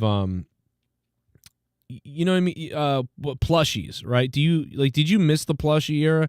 I feel like you caught the plushie era a little bit. I didn't buy any plushies. Okay, well, I'm telling you, bro, and listen, maybe the other people at his school don't buy them either, but because he tells me nobody's like him at school, and he's like, I feel like I don't really know, but they're all jocks and stuff. And I'm like, okay. I'm like, yeah, do they have nets of plushies in their room like you? So I took his plushie. I took like Pikachu or something, and then one of the other ones, and I was like, oh, Pikachu. Oh, no, don't do that. I don't like that. I said to stop it, Pikachu. I can't help myself. I'll go to jail for you. And he starts dying laughing. And I'm like, see, there it is. He just like, I know, like, he thinks this shit's funny. Or he thinks rape is. Yeah. You know what my dad did last? He simulated rape with my And I liked it. And honestly, I agreed with it. To be honest, you know what? Yeah. You know what, Dad? Here's the thing. My dad simulated rape with my plushies when I was 15 over and over again. And so when I went to that party and that girl passed out, I was just enacting his teachings. And so I learned from him. And that's why I did this. No, but and I taught it to my brother, and now he's learning, and then the cycle is continuing, unfortunately. Yeah, and we're all now rapists, murderers, and it's because of Dad. Thanks to Joe's stupid impression on a fucking Pikachu of a fucking look at this plushie. Plushie just sounds wrong. Yeah, plushie, it sounds like a woman's sex toy, a sex toy for a woman. To me, it sounds like a men's sex toy, like you stick your dick in the. Now, let me get my plushie out. Hold on. There it is. Oh yes, there it goes. It sounds like somebody's like pussy that's covered in blood. Oh, one day I really made him upset. He got really angry at me for this. Actually, he was on Discord playing games, obviously with his friends, and he was yelling something like. Oh, he yelled, help, they're raping me. They're raping me. Again, rape. It's always rape. But he goes, they're raping me. They're fucking raping me. And what he didn't realize was like his door was open because the cat nudged it open. So he's yelling this and like, yeah, it would have been muted before. You wouldn't really hear him probably anywhere. But because the door was open, it was just going out of his room through the whole like hallway. And I'm hearing this and I go, and so... I'm like, oh my God, I'm shaking my head. And so I bust his door open and I go, where are they? And I came in with like a bat or something and he's like, get the fuck out of my room. He was not happy. He was very angry. Like he started trying to like throw me. And he's shoving me. He's like, get the fuck out of my room. And I said, this is my fucking house. I can come in any room I want. And he was like, oh, and he was so mad. But all I did was burst in and go, I'll help. Where are they? Like, I'll stop them. He was not having that. I knew he was playing a game. And it was a game thing because I say the same thing when I'm playing games. Although usually I say get raped. I'm not usually getting raped. So that's what I was concerned about. But, yeah. Was he still playing the game when that happened? You might have fucked him up. I might have. I said, dude, don't. Well, he does. When I come in, he gets all kerfuffled. Like, he starts, like, closing tabs and, like, putting the things down. And I'm like, why are you doing that? What do you do? What are you doing that you're hiding? Oh, no. That's just, like, nobody wants for their parents to see it. Nobody wants their, like, parents seeing, like, what's that video, son? Yeah. I don't fucking feel like. Yeah, that's exactly no. That's exactly what he's like. It's like I don't want to explain it, and I don't even want you to see it. And he's very self-conscious, and he hides things. But then your son is me. I know, dude. He likes all the same stuff that you like. I don't like all the animes that he likes, but yeah, this is very similar to me. Like. I like stuff. I don't want to like everybody to fucking like, if my mom came in and I was watching wrestling, I usually like turn it off. Yeah. Well, that's what I said to him. Like, dude, why are you turning this stuff off? Because I mean, it's like one time I made him open the thing that he closed, and it was nothing. He was just freaked out over me being there. Because nobody, like, well, no, sometimes like what you watch, like, and like your parent doesn't react to it, you just get that embarrassment. Like, I'm never fucking showing them ever, like anything ever again. Well, I think the problem too is that he is sensitive, and like I'm a joker person. I like to joke about everything, and he's got a lot of like anime and weird shit that like, and I want to tell him like, he's weird. Guy sticks up fucking toothbrush up his fucking asshole when he was younger. Well, that's what I'm saying. Really this weird like anime shit. I want to say that to him. I go, dude, I played with wrestling figures. Like when I was 14, I was making little videos. Well, I mean, he probably is also hiding the porn that he watches. I mean, I don't know. No, but I don't know. That's the thing though, is everything I see when I see it, and I have seen it. And one time I said, dude, why did you close that like that? Like you did something wrong. It's just a game. He's like, I don't know. I don't know. And he's all like on edge. And I'm like, you don't have anything open that's bad. He goes, yeah, I don't. But it's just like I don't know. And that's what it is. He doesn't really know. And I'm like, yeah, you have nothing open that's bad or weird or to be embarrassed about. And I'm like, but I think I do make fun of stuff sometimes. Like, I'm like, oh, look at this. I'm like, well, yeah, you purchase 5 more of these, you'll be a girl. Like, or you'll be, what I mean? You'll be into like guys in no time or something. Yeah, he probably does think, he's like, my dad thinks I'm fucking gay. I don't know what to do. Well, so that's the thing is I told him, I said, I'm like, dude, I'm kidding around. I don't think any of this is like, I'm a dork. Like, so isn't mom. Like, I'm around people that are dorks. Like, I'm a dork. I just like to make jokes. I was like, there's nothing wrong with any of this stuff, just so you know. And he's like, I know.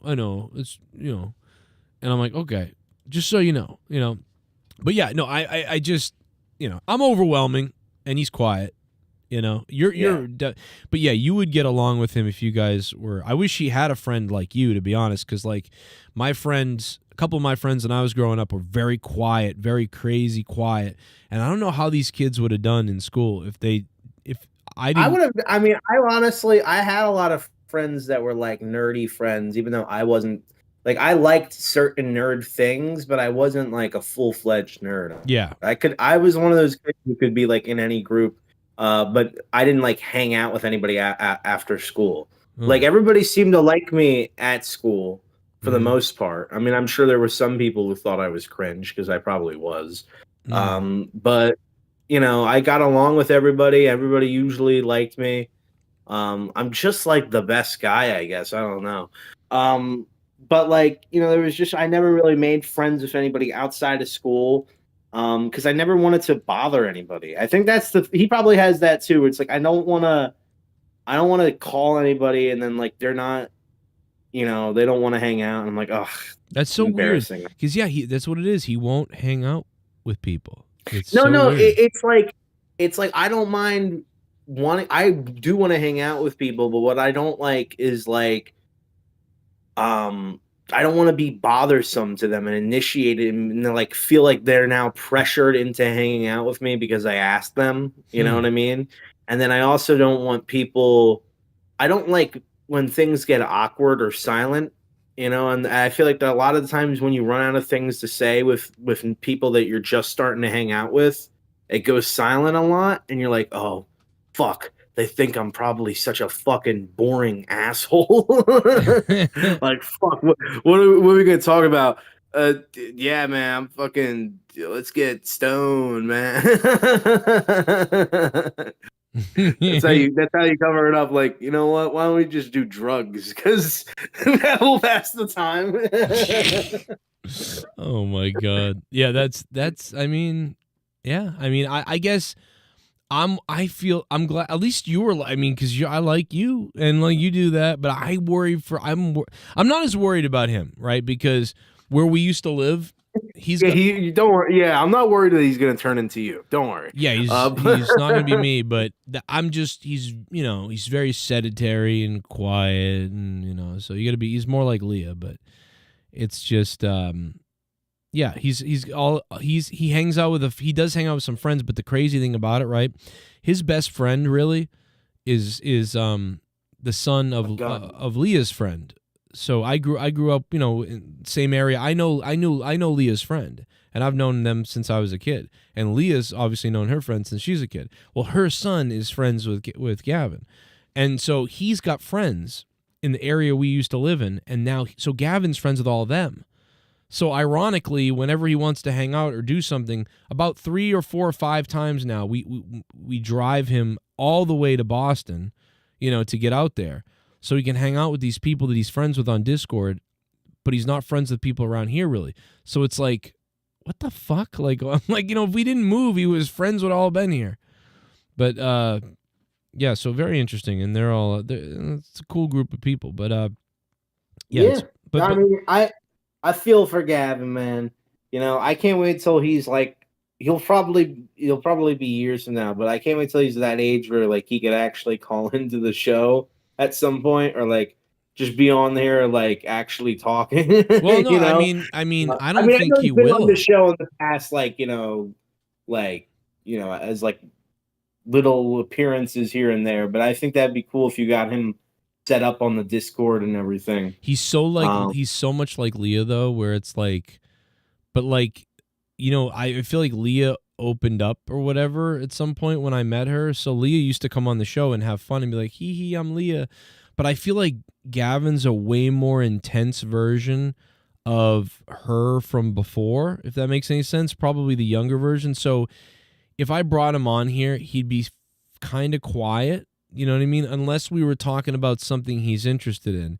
And then he could rattle it off to you and babble a lot about it. But if I was just like joking with him, he would kind of be like, oh. It's like when Leah doesn't want to be on the show, but she's on and she's not saying much. I don't know how to explain it, but yeah. But I think when he's older, he wouldn't. I think he would be like, no, I'm good. You know? I would literally just talk about Dragon Ball Z with him.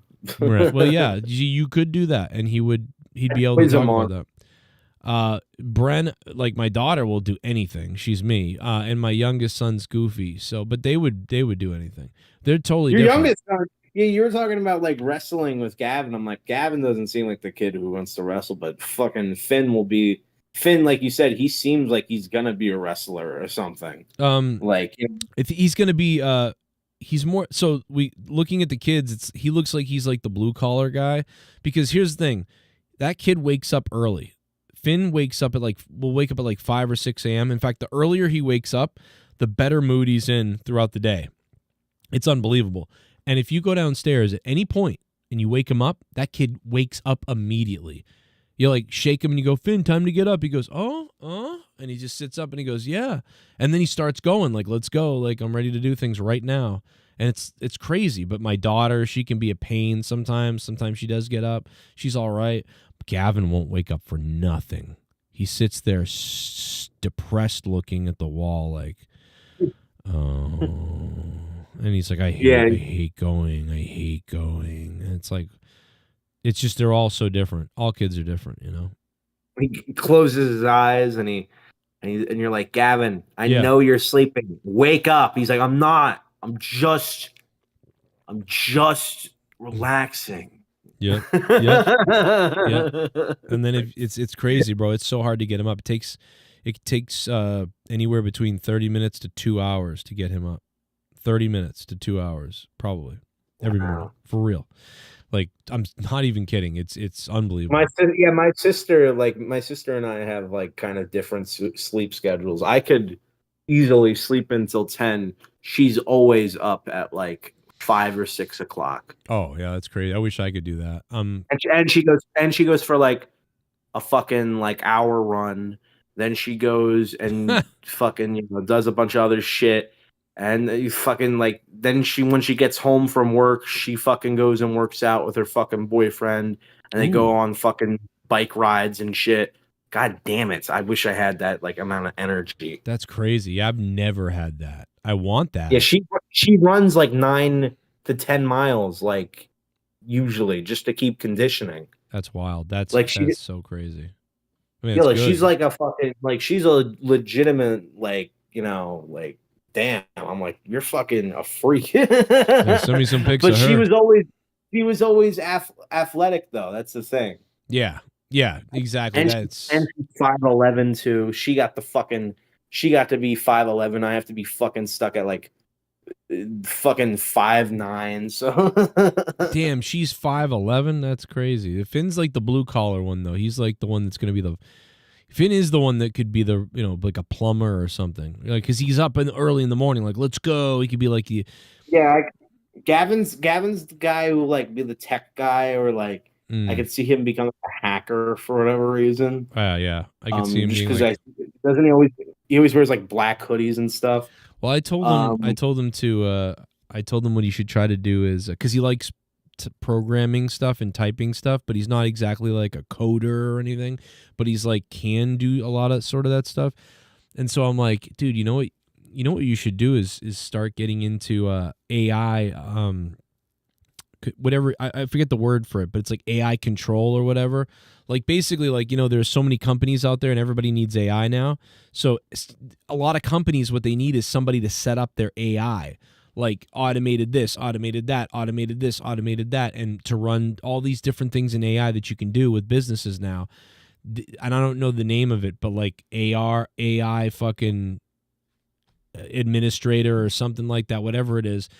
So that's going to be a huge job for people. Like it's already a job right now. It's huge right now, but it's going to get bigger and bigger once people AI realize. Arbitrator?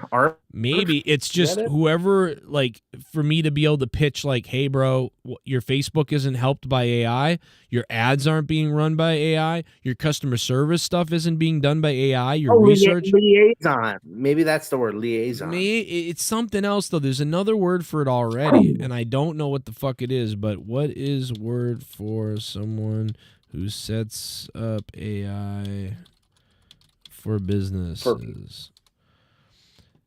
It just says AI agents. Oh, I don't know. Like, damn it, I found it not that long ago. It was like the term, and I was like, that's the term. AI agents. It just says AI agents. AI agents. How to use AI managers and leaders. AI manager. AI agents. This is going to be a huge business. Oh, look, AI agents. Every business needs to skyrocket efficiency, cut costs. Yeah, so like if you're somebody who can explain the benefits of all the different AI programs that you can implement and why your company does it the best, you could either work directly for the company or work as an outside company coming in for somebody with that solution. And those they're gonna make so much money. So I was telling Gavin, I was like, dude, if you can get into AI, like creation and like programming and stuff like that, like, oh my God, bro, that's the new thing. It's gonna be huge. It's gonna be huge. It's gonna be huge. It's gonna be big. So huge. It's gonna be so big. It's gonna be so big. Big. Even if she says yes, it will be like she said no. She'll be bleeding. She can't say no. That's the thing. That's the secret thing. She can't say no. She doesn't know I tell that. her, I like it when they say no. I say no. I like it when you say no. That's a bit on Always Sunny where he's like, oh yeah, she could always say no to the situation, but we're on a boat, so the implication, she's like, so, but wait a second, she can't say no, right? He's like, yeah, of course, but because of the implication, she wouldn't. Right. Oh, by the way, Fraxium. I mean, can we get it? Where the fuck are the music people? Where are the music people? I don't think.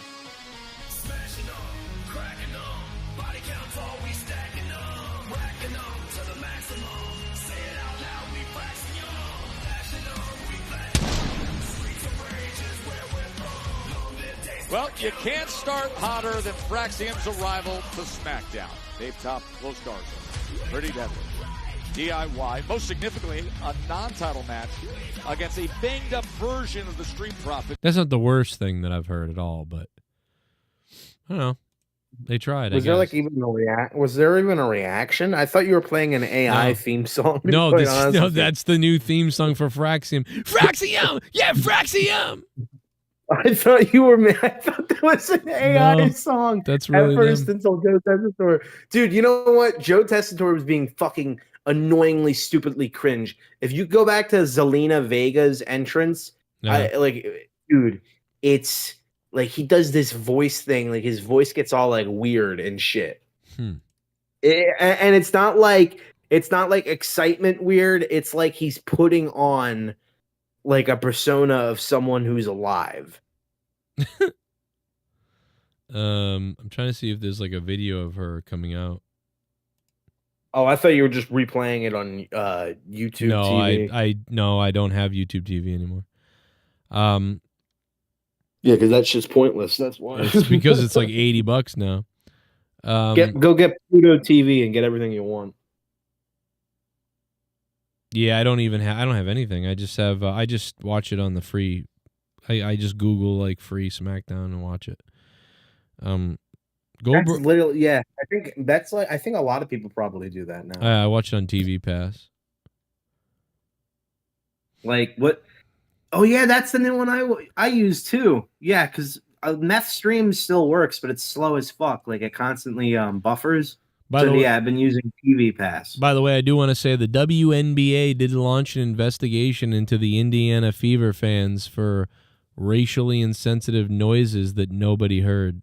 By the way, what noises? Well, there was a claim a little bit while back that somebody did a racial thing towards the, the black girl, the white girl, Caitlin Clark. She's like really good at basketball, and then the other girl, and they fight all the time, and everybody makes it a race thing. Well, the black girl. Oh, you haven't seen these highlights of these people? So I don't want. Dude, Caitlin Clark is really good. She's like literally, it's pretty good. But the black girl is kind of like Dennis Rodman, and she just keeps talking shit about stuff, and she hates Caitlin Clark, and they hate each other. And then someone said like, "Oh, the fans were yelling racist stuff at me or whatever," and basically everybody on the team is like, "I don't know, I didn't hear it." And the girl's like, "Yeah," and the girl's like a lying fucking idiot. What's her name? Angel Reese, right? So Angel Reese, she kind of just seemingly lies about everything. The other day, Caitlin fouled her hard.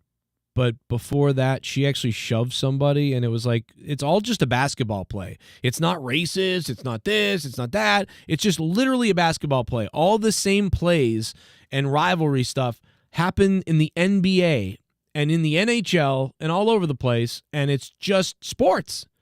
But for some reason in the WNBA, it's racial. There's something going on. Here, I'm watching it now. Let me see. But so they say that, oh, the fans yelled something racist. So this guy tweeted out, he goes, WNBA launches an investigation into the Indiana Fever fans who racially insensitive noises, monkey noises apparently, that nobody heard. But meanwhile, this. Or the ticky-tack fouls that we were talking about earlier today. Fucking white girl. Earlier today. Or the ticky-tack fouls that we were talking about earlier today. I thought maybe she said whiner. Earlier today. But this guy claims that she said white girl. Fucking white girl. Meanwhile, I think this is a guy, by the way. I couldn't even hear that. Yeah, it's white girl. It's white girl. Yeah, I'm reading lips. I'm not playing audio. I'm reading lips. She goes, fucking white girl. So it's like, again, yeah, oh, the fans and the... I'll tell you what, that fucking Caitlin Clark looks sexy. I don't know. She does. She looks like ugly sexy. It's crazy. Fucking... Yeah, she's grit. She's gritty girl. sexy. There's something about... Like, well, that's what, like, everybody from when they're fucking, like, tired and sweaty, like, Yeah. Yeah. Like, when you get out of the gym, you don't look your best. You're just which, by the way, I have been going to the gym, and I've been losing a decent amount of weight. So fucking, my redemption arc is coming. Sooner or later, you're going to see me. All of a sudden, I'm just going to have a six-pack. But instead of becoming, like, oh, now that I'm ripped, I'm going to go get, like, a girlfriend. I'm thinking of instead buying clothes that can fit me, like women's clothes, nothing sexual or anything. I just want to wear them. I want to dress up like a schoolgirl, for no reason at all. It's nothing to do with my sexuality. I'm straight as a line, man. But I do want to dress as a woman. If you dress like a woman, I will blow cum bubbles in your belly button. Dude, what if me and Jag both dressed as women fucking like make a sex stick together? I'm starting to. Where's the show starting to go? Where where everyone used to be like giddy over a girl coming on, or even giddy if like Leah were to come on or something. But now we're at the point where we're hoping that our cross-dressing friend Jag the Panzer gets us hard, and now maybe you'll hook up with him. Like, what the fuck has this show become? Like, that's a microcosm for everything that's wrong. Yeah, everywhere. It's gotten really gay lately. Yeah. We need to get a woman on so badly. Like, I need to find a girlfriend just so we can get some fucking diversity on the show. Like, I can bring her on and we can have something. I mean, we do have a psycho who's in the chats. Hey, Bullfrog is a moron. No, you gotta donate. Scissor me, Joe! Urgent donation. Do you think the replicators on the Enterprise make good hot dogs? Yeah, I would think so, because and the better thing is that they make more like clean hot dogs, right? Like the stuff in them are probably better for you, right, than what's really in a hot dog, so like I would think so. I doubt it tastes the best it can, though. Yeah. You know what I'm saying? Like, yeah. I don't know, like, I feel like there has to be something where in Star Trek it's like, yeah, you can get this just physically made like in a second, like that just appears. Yeah. Or like someone can actually make it for you and it's better. Well, I have to view it as that. Only just because it would make I don't know, I feel like it would make things pointless, like recipes and stuff. It would make completely pointless. Well, no, you see them on you see on Star Trek in multiple different Star Treks where somebody is making food, like Riker is making breakfast for everybody on one of the early seasons of TNG, and someone was like, "Oh, you cook and everything," and it's almost like amazing, you know what I mean? And he's like, "Yes, like I blah blah blah," and so like people do cook. They talk about their recipes and so they do have all that. And quite honestly, you think about this, you could go over to the replicator. And you could say, give me 10 slices of bologna, 10 slices of this, 5 slices of that. And then you could sit down at the table and be like, what does everybody want? I'm making sandwiches. And you're still making the sandwiches. But you theoretically could just ask the replicator to make the sandwich. So, But I'm wondering if the replicator, like if it's the reason why people prefer to cook sometimes is just because it's like, it's not the same. It's like fast food version. Yeah. Even if this is, oh yeah, it's what a hot dog is. It's, it's healthy, clean ingredients or whatever the fuck. Yeah. It's like it's a fast food hot dog. It's a fast food filet. Or it's like a vegan thing. It's like vegan where it's like something, it's never the old taste. Great point that Jay Bloodbath says, in Star Trek Enterprise, there's a cook. So in Star Trek Enterprise, there's a cook. And they prepare, Star Trek Enterprise takes place probably before the replica. But in Star Trek Voyager, Neelix is a cook. He's always cooking.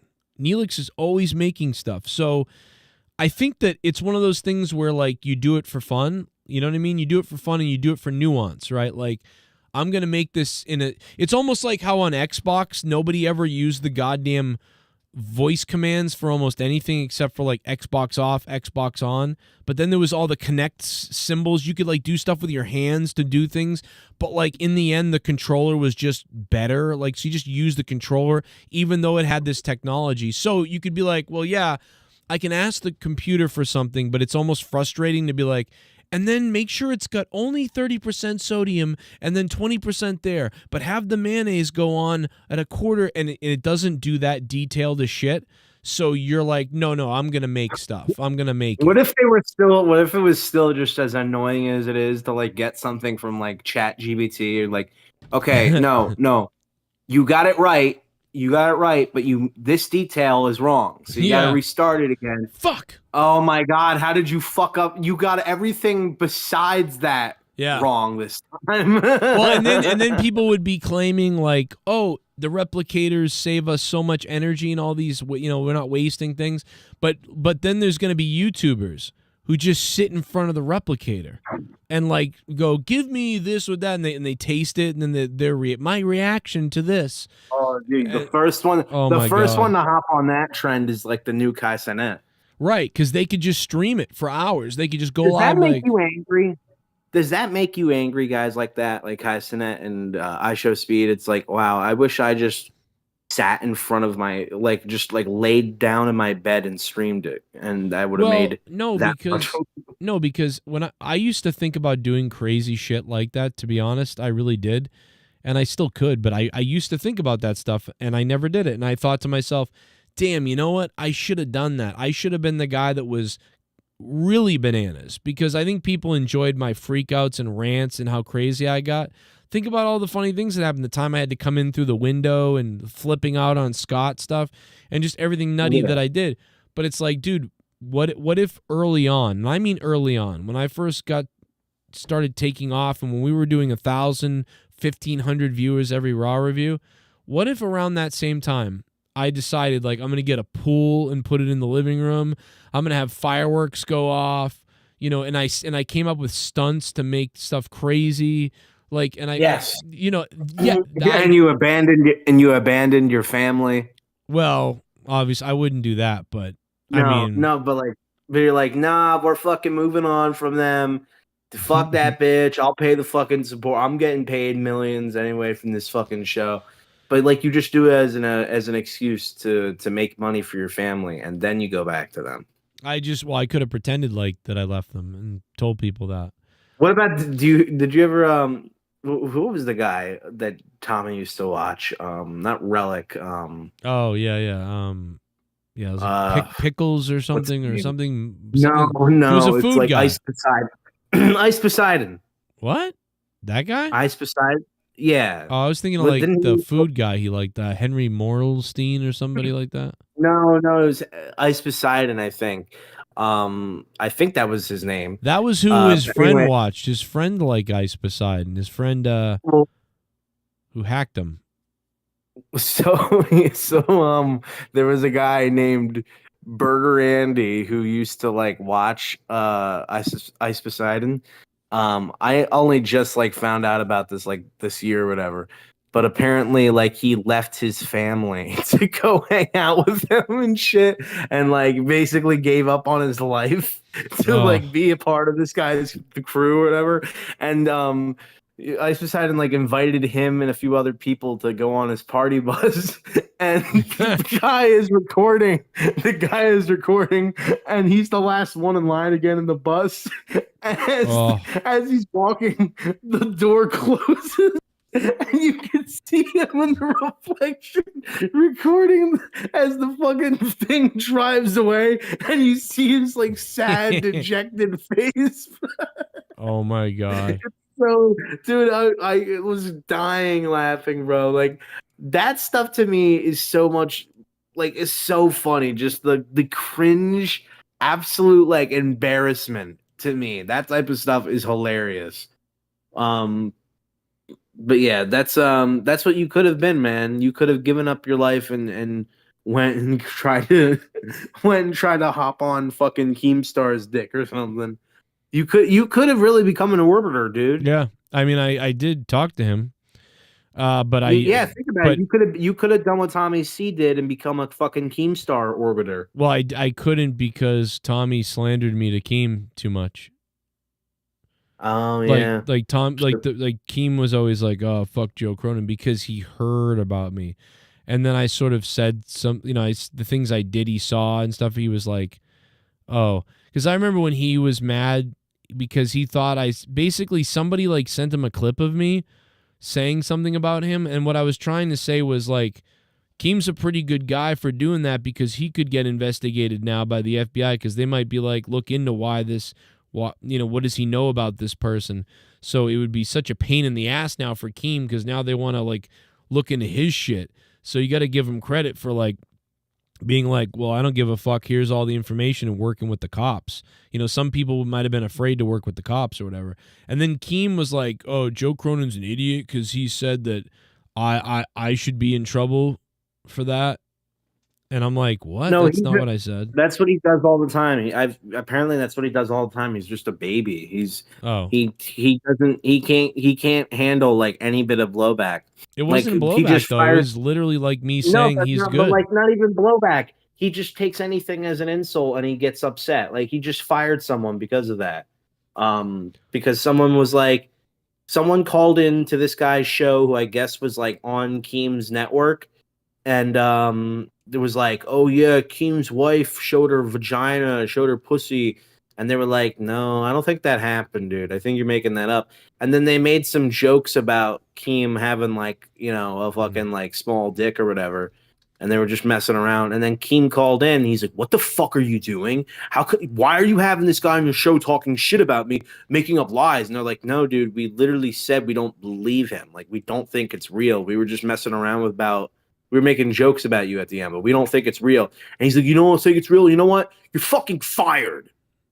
And then it's like the biggest, if you could look up the clip, it's like the biggest babyest shit ever. Yeah, but you know what? I'm not sure I buy all this stuff. I think he's doing all kinds of works everywhere. You know what I mean? Maybe. Like, it's hard, but it's the same as when it's real though, like you said. So it's hard to figure out what is real and not. But I mean, yeah, I know that I was slandered. I know that I was slandered though. I know that's why.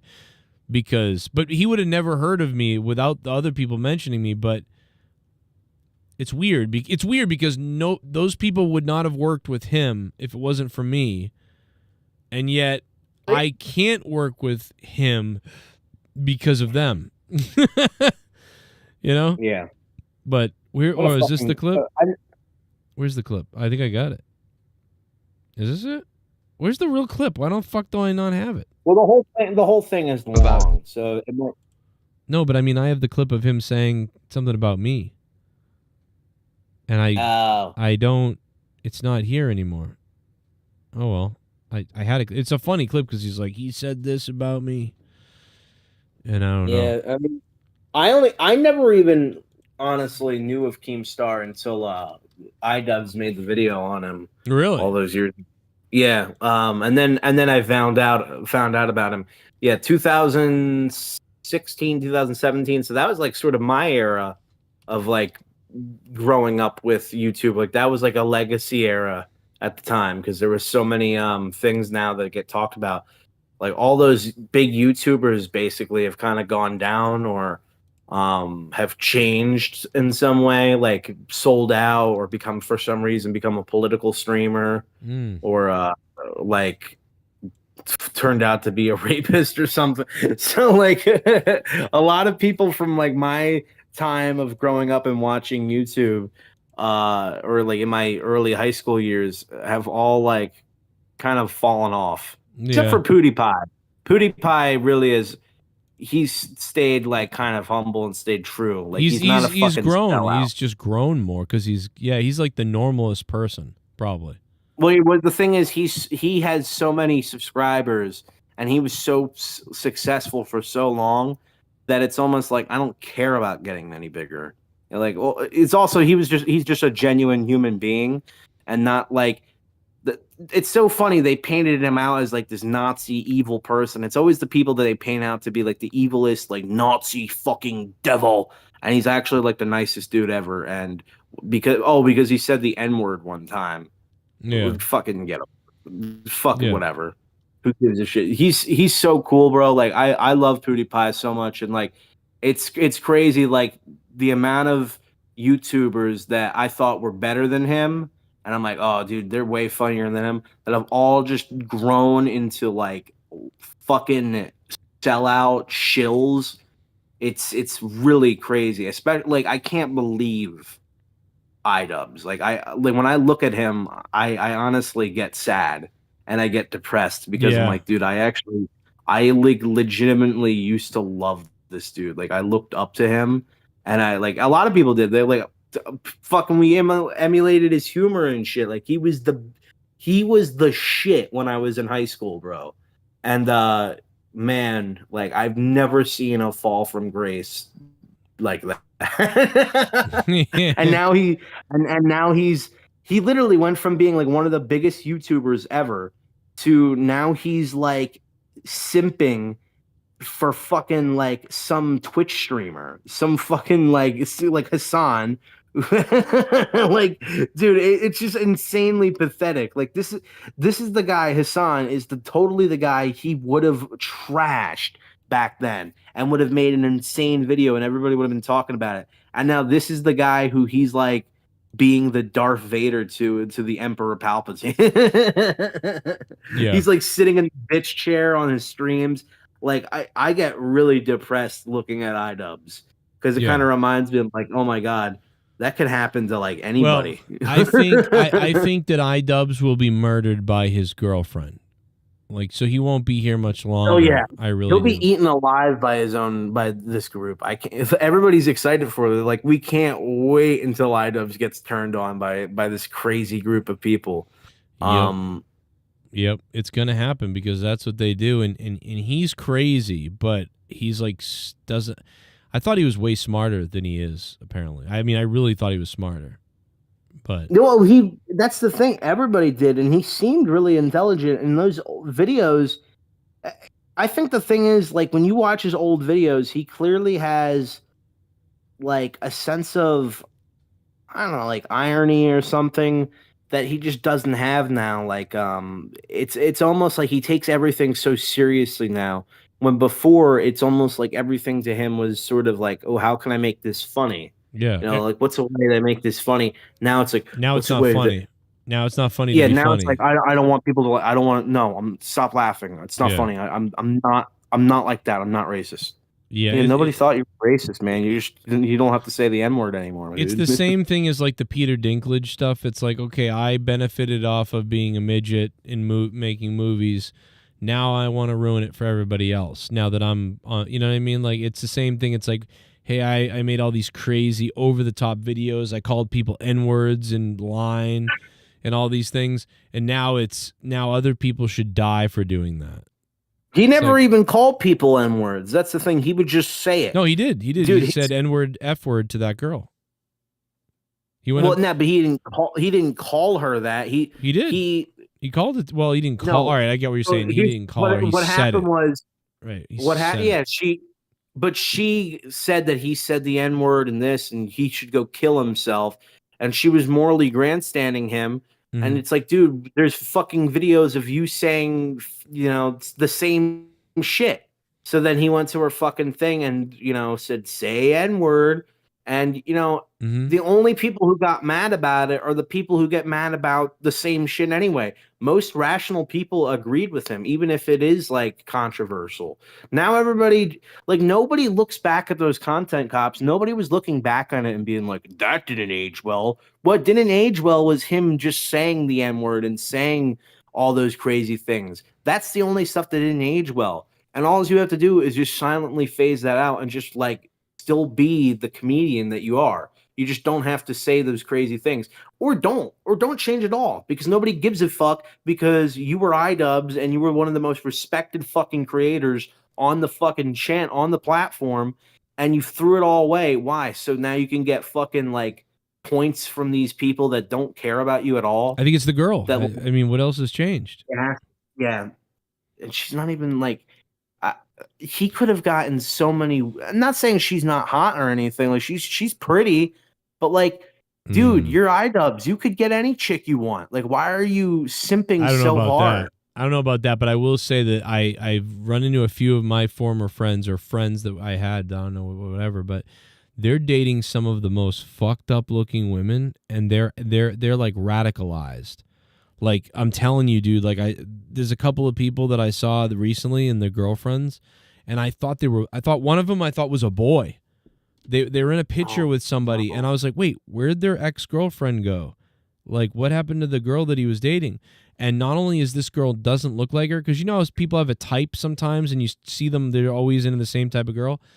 And I'm like, okay, what the fuck? This girl has like a nose ring like a pig. She's hairy everywhere. Looks like a guy, has like no hair, and she looks like militant.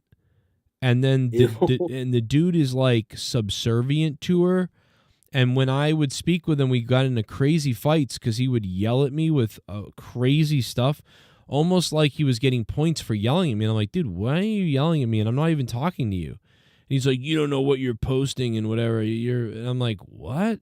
I'm like, it's me.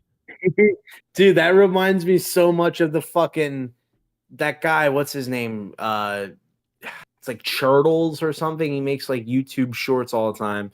And he's basically like one of his characters that he makes fun of is like the simp guy who really wants to like show that he cares for women. Yes. So he's like screaming and he's all red faced. He's like, fucking, I don't you ever say it, all right? Women have it tough, man. Women have it tough. I don't want to sound like a fucking SJW loser, but women have it fucking tough, Yeah, man. except he wouldn't say Women that. have it tough. He would never say those SJW thing. He is one, but he wouldn't say that. But that's but he's funny. like, he's like, I don't want to sound like a woke asshole, dude. Yeah, no, this guy is one though. That's the thing. So he would never have that self-awareness. But that is what it's like though. They're like, what the fuck, dude? I should punch you in the face. It's like, what? It's like, dude, what? It's funny, dude, because again, these are all crazy type of people, and I'm like, man, I got kids and a wife and stuff. Like, this is why you should settle down with a woman and a family, because you're never going to be happy, and you're yelling at people that have like a family. Like, you realize that like you're dating 70,000 different women, and like now she looks like a pig, and you know what I mean? You don't have kids and you don't have anything going on, and you're yelling at me about what is right, but you don't know what's right because you're just like still 15 years old. What the fuck? Oh, is that the footage from Jar Jar before they put him in? Oh my god. What video are you watching? You sent me, it looks like it's Jar Jar Binks. Oh, that's someone I meant to send you. I meant to send you something else. Hold on 1 second. Dude, he's like, I meant to send you the fucking I meant to send you the clip of the guy that was doing the impression. Oh, I meant to send you my dick. I meant to send you my fucking cum in a bottle for you to drink. If this is the same, yeah, it says men don't realize that women are. Oh yes, I did see this clip. Yeah, I would say that. So this guy, although this is a skit, but although this guy, I love the red in his face, bro. I've seen this guy too. Like, you're spot on. I've seen this guy too. I would call this guy like the beta SJW. Like, he has so much empathy. He's like brainwashed into white knighting. But like, I think the person that I'm talking about that I'm dealing with is more of like the militant type, which is like scarier. Like, they're the type that will hurt you over it. Like the Braun Strowman simping for the white knighting for Alexa Bliss against JD. Yeah. Like, this guy needs to get his fucking ass whooped. Exactly, like the type that wants to do you violence. know what? That is iDubbbz. Yes. That does fit iDubbbz more than the screaming guy. Yeah. Because iDubbbz like that in his video. He was like, that's what Ethan needs. Ethan needs an ass whooping. Yeah. Yeah, like why? You should probably learn, like you wouldn't be like this if you got punched in the face. It's like, well, is that like a threat or something? Like, why are you going to violence? Well, and also because maybe you need it. That's what they would say. And it's like, what? That's the thinking of a fucking nutcase. And then and then you just hear those like maniacally evil people on their streams just being like, chat, bro, who thinks that Ethan Klein should just fucking get knocked out, bro? Right, exactly. I'm not saying attack him. I never said attack him. And then like on his stream, dude, I'm telling you right now, I'll give someone $10,000 if you just fucking attack him. If you just beat him up with a bat. Okay, like literally that fucking Denim's idiot bitch, stupid fucking cunt, the worst person I think literally might be the worst person on the internet right now. Like I every clip I see of this woman enrages me. Like she literally put a hit out on fucking Asmongold. Like 30. And she doesn't get banned. I know. She does not get banned. It's ridiculous, bro. And like everybody knows it's ridiculous. And it's just like, oh, whatever. It's so insane, bro. These people are nuts. And IDub sold out his friendship of a guy who's been friends with him for years and defended him at every turn for these people. That's like, I still cannot get over that. That was the warning that I got from my buddy who's like close and with this person, and he's screaming at me, and I started saying like, dude, are you acting like this because of like your new girlfriend or something? Because it's weird. And he was like, are you? Blah, blah. He goes, I just don't want you to get hurt. And I was like, get hurt by like what? By having my heart broken? What are you talking about? He goes, well, I don't want you to get hurt, like because of the things you're saying, like could lead to you getting hurt. I'm like, what? I'm not even saying anything that crazy. What are you talking about? Would you stick up for me in that situation, or the guys who hurt me? Well, if you like say that to him, yeah, that's what exactly. I would ask. I'd be like, are you gonna? So, would you stick up for me if someone attacked me over my words that they didn't agree with, or would you stick with that guy? And you would think that what I did was like go on Facebook and say that all something racial slurs should die or something. You know, like you would think I said stuff like that. No, like, but I know you don't say shit like that. You say like neutral things usually. Yeah, I didn't say anything, and that's the thing is I was like, well, dude, I do believe this because of this. I'm like, but that's not that big a deal. Like all you did was like post a photo of like it's Hitler's birthday, like he was it's happy birthday. He was a human being. He was a human being too, guys. Like, we're all one being. So we were all Hitler at one point. Like we're all the same person, the same. There's not a bunch of us. We're all a bunch of people living in the meat bodies.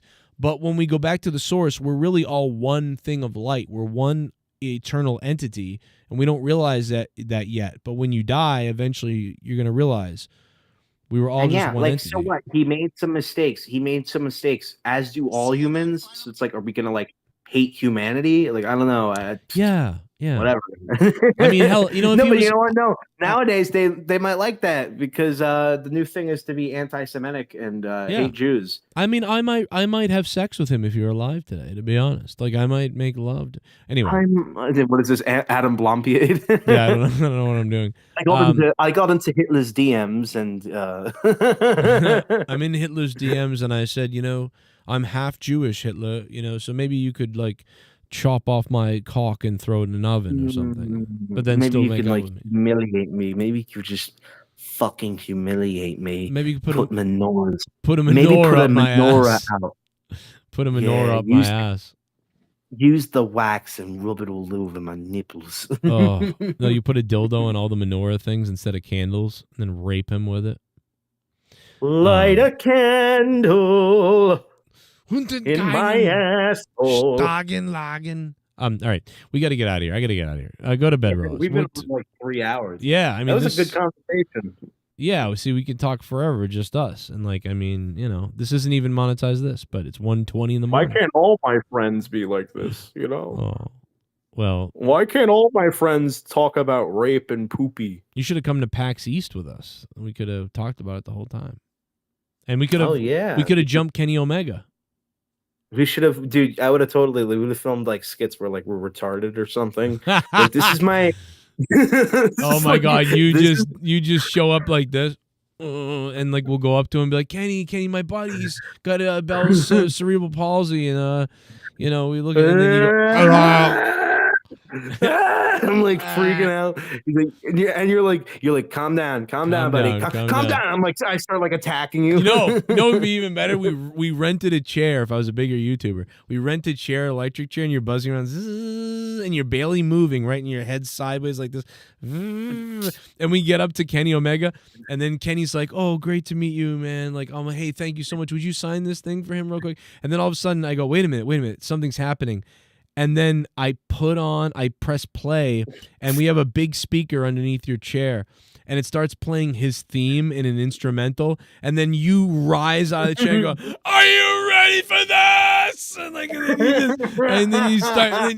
then we start doing this coordinated dance, and Kenny Omega's like, and we're just videoing his reaction of him wondering, processing. You gotta stand there the whole time with that, and it's so embarrassing. Yeah. No, Leah is frozen in fear. is if we did the Tommy Meatloaf thing where I'm just like, where you pretend I'm getting electrocuted in the chair and I'm like,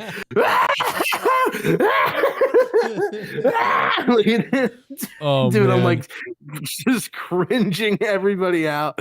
Oh my God. You know what'd be good is if we had Leah wheel him up, and then she's like, oh, he's got, this is going on. And then he wanted to meet, or not Leah, maybe somebody else, like, and then, he wanted to meet you. Oh my God, Joe Cronin, he watches your YouTube channel all the time. Kenny Omega and Joe Cronin, would you guys take a picture with him?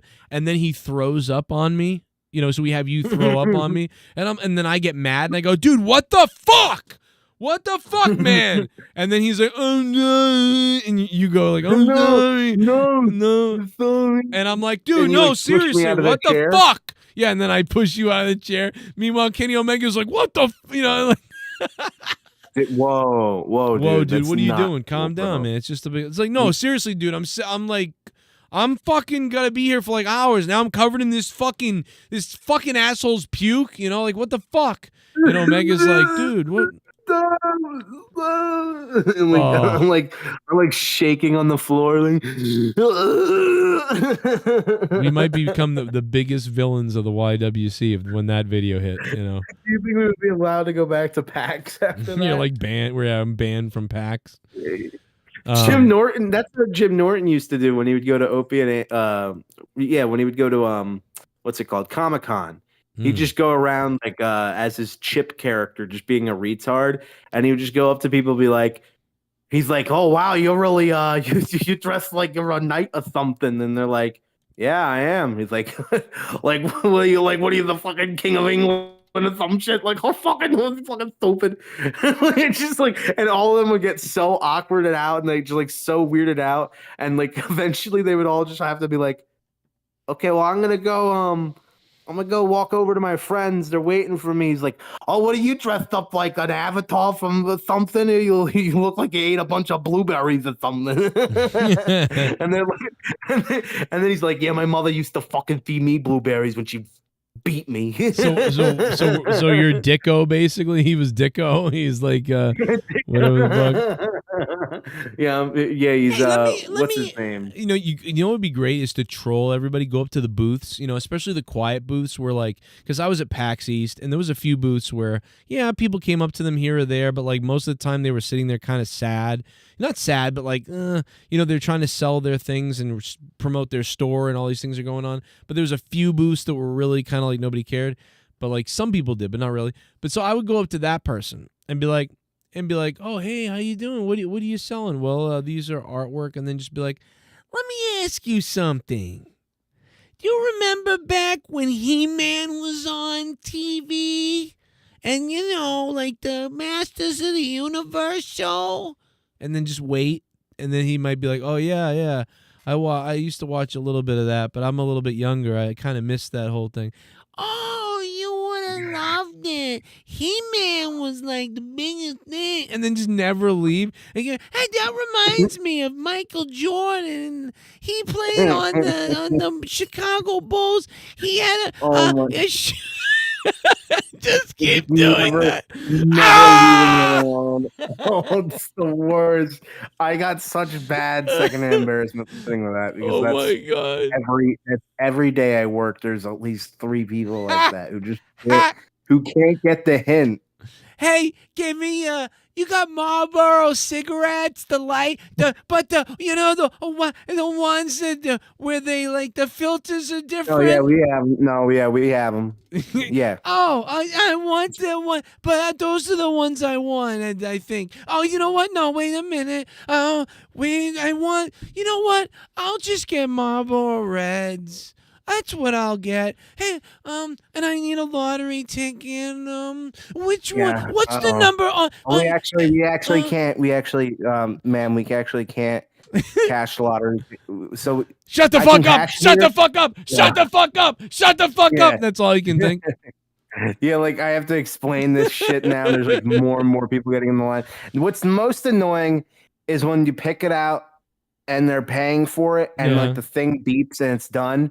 And they're still talking. And you're like, okay, They got like 5 seconds to wrap it up, and it's just like, nope. Now it's 10 seconds. Okay, now it's 20 seconds. They still haven't wrapped it up. Yep. It's people behind you, and I have to just always be like, wow, yeah. Yep, we're starting to make more work for all of us. Like everyone's behind now. This lady just comes up to me, like these past like 2 or 3 days. She's been coming up to me, being like, "Oh, and the thing with my card is like I couldn't find the right card." Like she's talking to me like I have experience in what she's talking about. Like I know her and I know her situation. So like she's talking to me like like she like comes up and walks up to me with like a money in her hand. She's like, I found it in my purse. I remember I told it because I was looking for my purse. I'm just like, leave me the fuck alone. The whole time I have to be like, wow, man. That's crazy. Could you possibly come outside and help me pump the gas? No, I can't. I can maybe somebody at the fuel court can do that because I'm not really supposed to be leaving. My card is stuck in the machine outside. Then you go outside and you just pull it out. You go, yeah, you just had to pull it out. Oh, dude, the worst is when I'm trying to communicate with someone. I'm trying to communicate with someone outside to do something for someone who's at the register, and for whatever reason they're not wearing their microphones. So now I got to get out of this line to go outside and just be like, "Hey, can you do this?" It's just gonna be like, it's such a fucking pain in the ass. Because what people do all the time is that they come into the store and they think that they can pay for gas before like pumping their gas. And I'm like, no, unfortunately the policy here is different. You have to ask them outside to fill up your gas. And then once they pull out the nozzle, I can charge you. And I explain this to everybody. And it's like, some of them just, oh, okay, I'll go outside now. And other times it's like they're like, so what am I supposed to do? I'm like, you go outside and you ask them to pump your gas. And once they pull out the nozzle, I can pay for it. Or you can pay for it in here, or you can just pay for it outside. And it's like they don't feel like going outside again. So now they're waiting for me to go somehow like relay this information to the outside. I'm like, it's just fucking annoying. Like how can you not tell like what you're doing is inconveniencing me and everybody in the line? Yeah, it's weird that the self-awareness.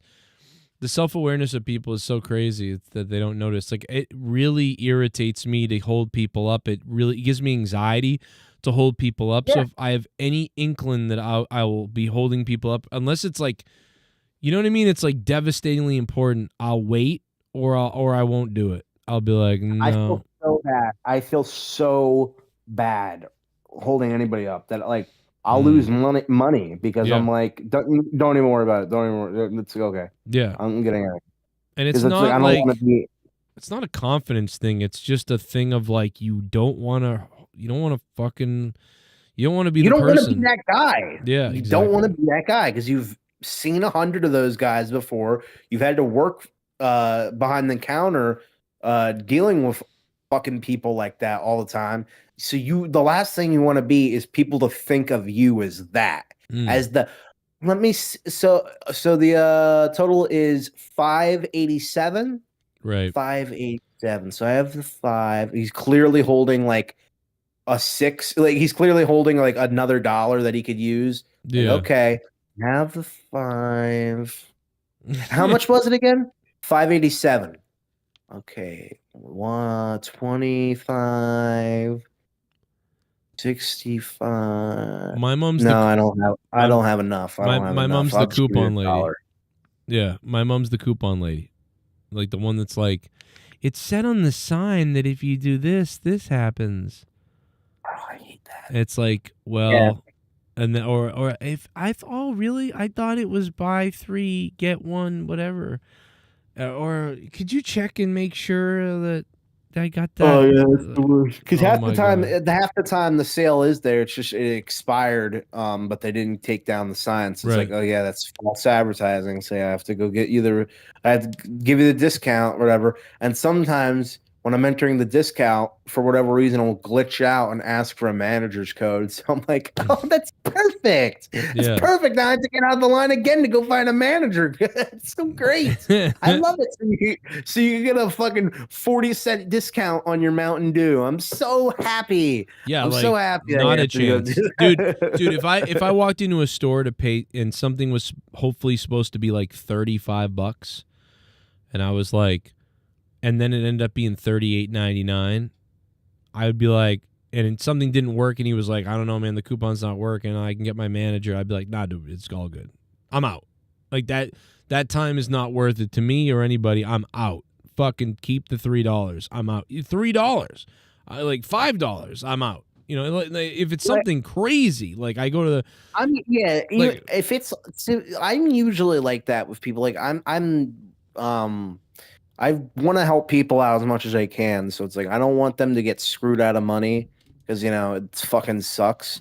So it's like, you know, but when it's something like I'm going to hold up the whole line. Yeah.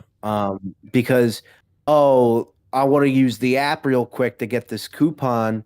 Okay. Oh, the app is, oh, my phone died. Damn it. And now they're going to I've literally had people who do this shit who, like, for whatever reason, either their phone died or they're like, maybe not died, like for whatever, something happened where like the fucking thing is loading endlessly because their phone sucks or because they're stupid and they accidentally signed out of the app.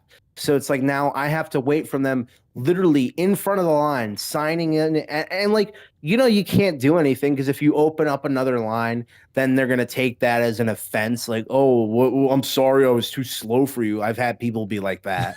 I've had like the reason why I'm paranoid about all these interactions because I've had it before and I'm like, ugh, just to avoid it, I'm not going to do anything. So now I just got to sit there awkwardly, like, you know, making my not like pretending not to be like extremely angry at you face. So I'm like, yeah, that's crazy. And then people always like people talk to me and like always expect me to like give them advice. I'm like, I'm a fucking 22-year-old virgin who lives with his mom. I don't have any fucking advice to give you, but I always gotta like I have to give out some like fake sagely like wisdom, like, man, you know, that's the thing with life, man. It's just like one second it's this way, and the next second it's like completely different thing, man. You just got to find out what you want to do during that time.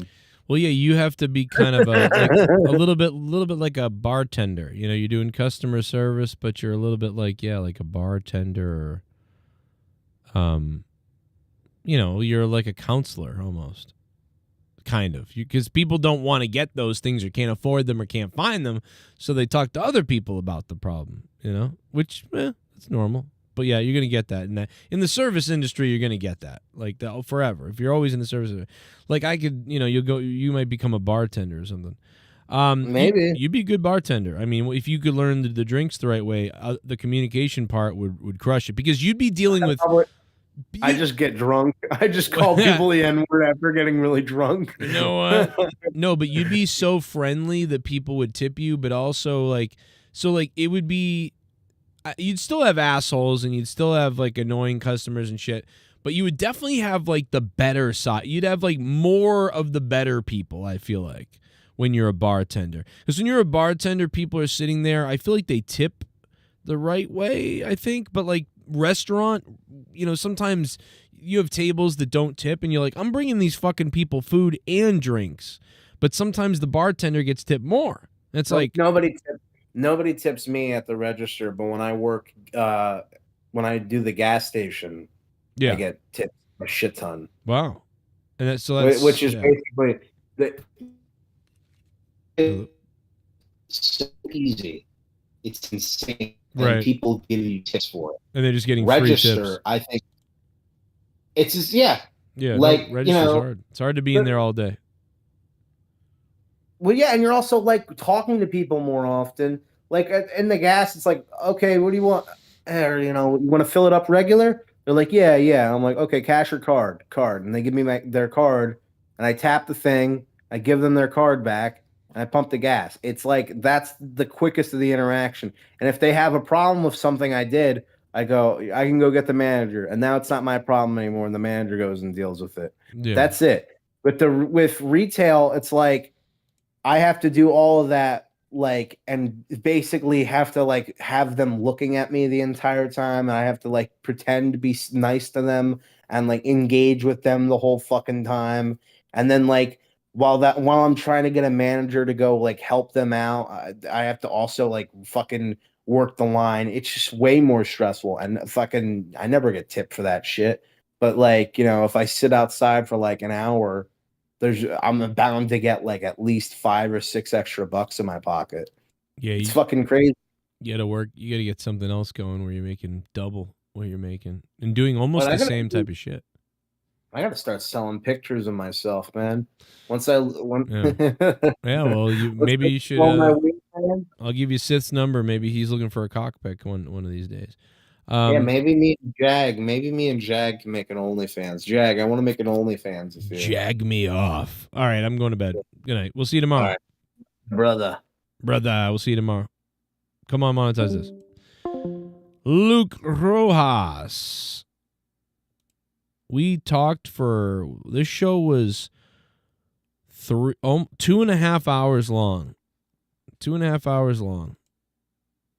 God damn. That's crazy. What up, Gritty? What's up, Joe? Jossip? Fucking Mastodon's here. Dicko, everybody else asleep. Memorial Day weekend, kind of a crazy weekend, weird weekend, man. But thank you guys for being here tonight, hanging out a little bit. A. O'Donnell, thank you so much for dropping the $69. It's a nice chunk right there. Big Daddy D Welsh with the $50 the other day off air. Thank you, D Welsh. We missed it on the air, so we played it tonight. D Welsh is up there. A. O'Donnell with the 69, and we'll see you tomorrow night. Hopefully everybody can be here and hang out if you're not busy on the weekend. For Monetize This Saturday night. Thank you so much, and I will catch you guys tomorrow. Good job. I had a good time talking, and Luke came on and made it even better after that. And it was great. All right. Thank you all. If you guys want to support the show, paypal.me/Joe Cronin Show and patreon.com/Joe Cronin Show. So much bonus content. Please check out the Patreon and check out paypal.me/Joe Cronin Show. And all the links that Nightbot is putting in the chat. You guys can also use Jack Pocket, the app, and you can buy lottery tickets now on your fucking phone. It's crazy. There's a free lottery ticket in there for you as long as your state allows it. I think it's legal in like 70% of the states in the country or maybe a little more. So chances are you can play the lottery on your phone. You have a free lottery ticket for me. Just use that link, sign up, and, you know, drop $10 in there or something and use your free lottery ticket, whatever you want to do. And buy some scratchers digitally and see how it goes, or play the Jack fucking Powerball tomorrow. Whatever it is. All right. See you tomorrow for Monetize This.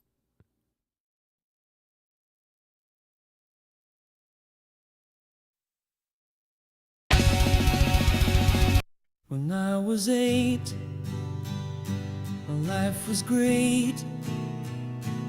Then things bad. I lost my dad. My mother shook him, and I woke up to her screams. My father faded into dreams. I can't believe people die. Where do they go? Do they go up into the sky? Somebody please tell me why.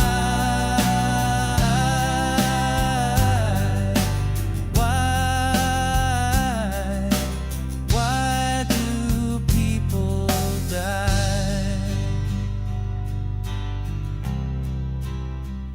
I made a friend who was a little older.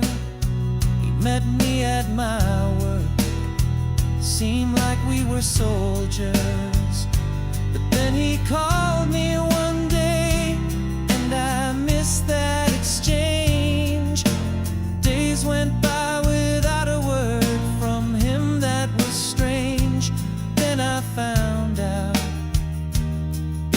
'cause he died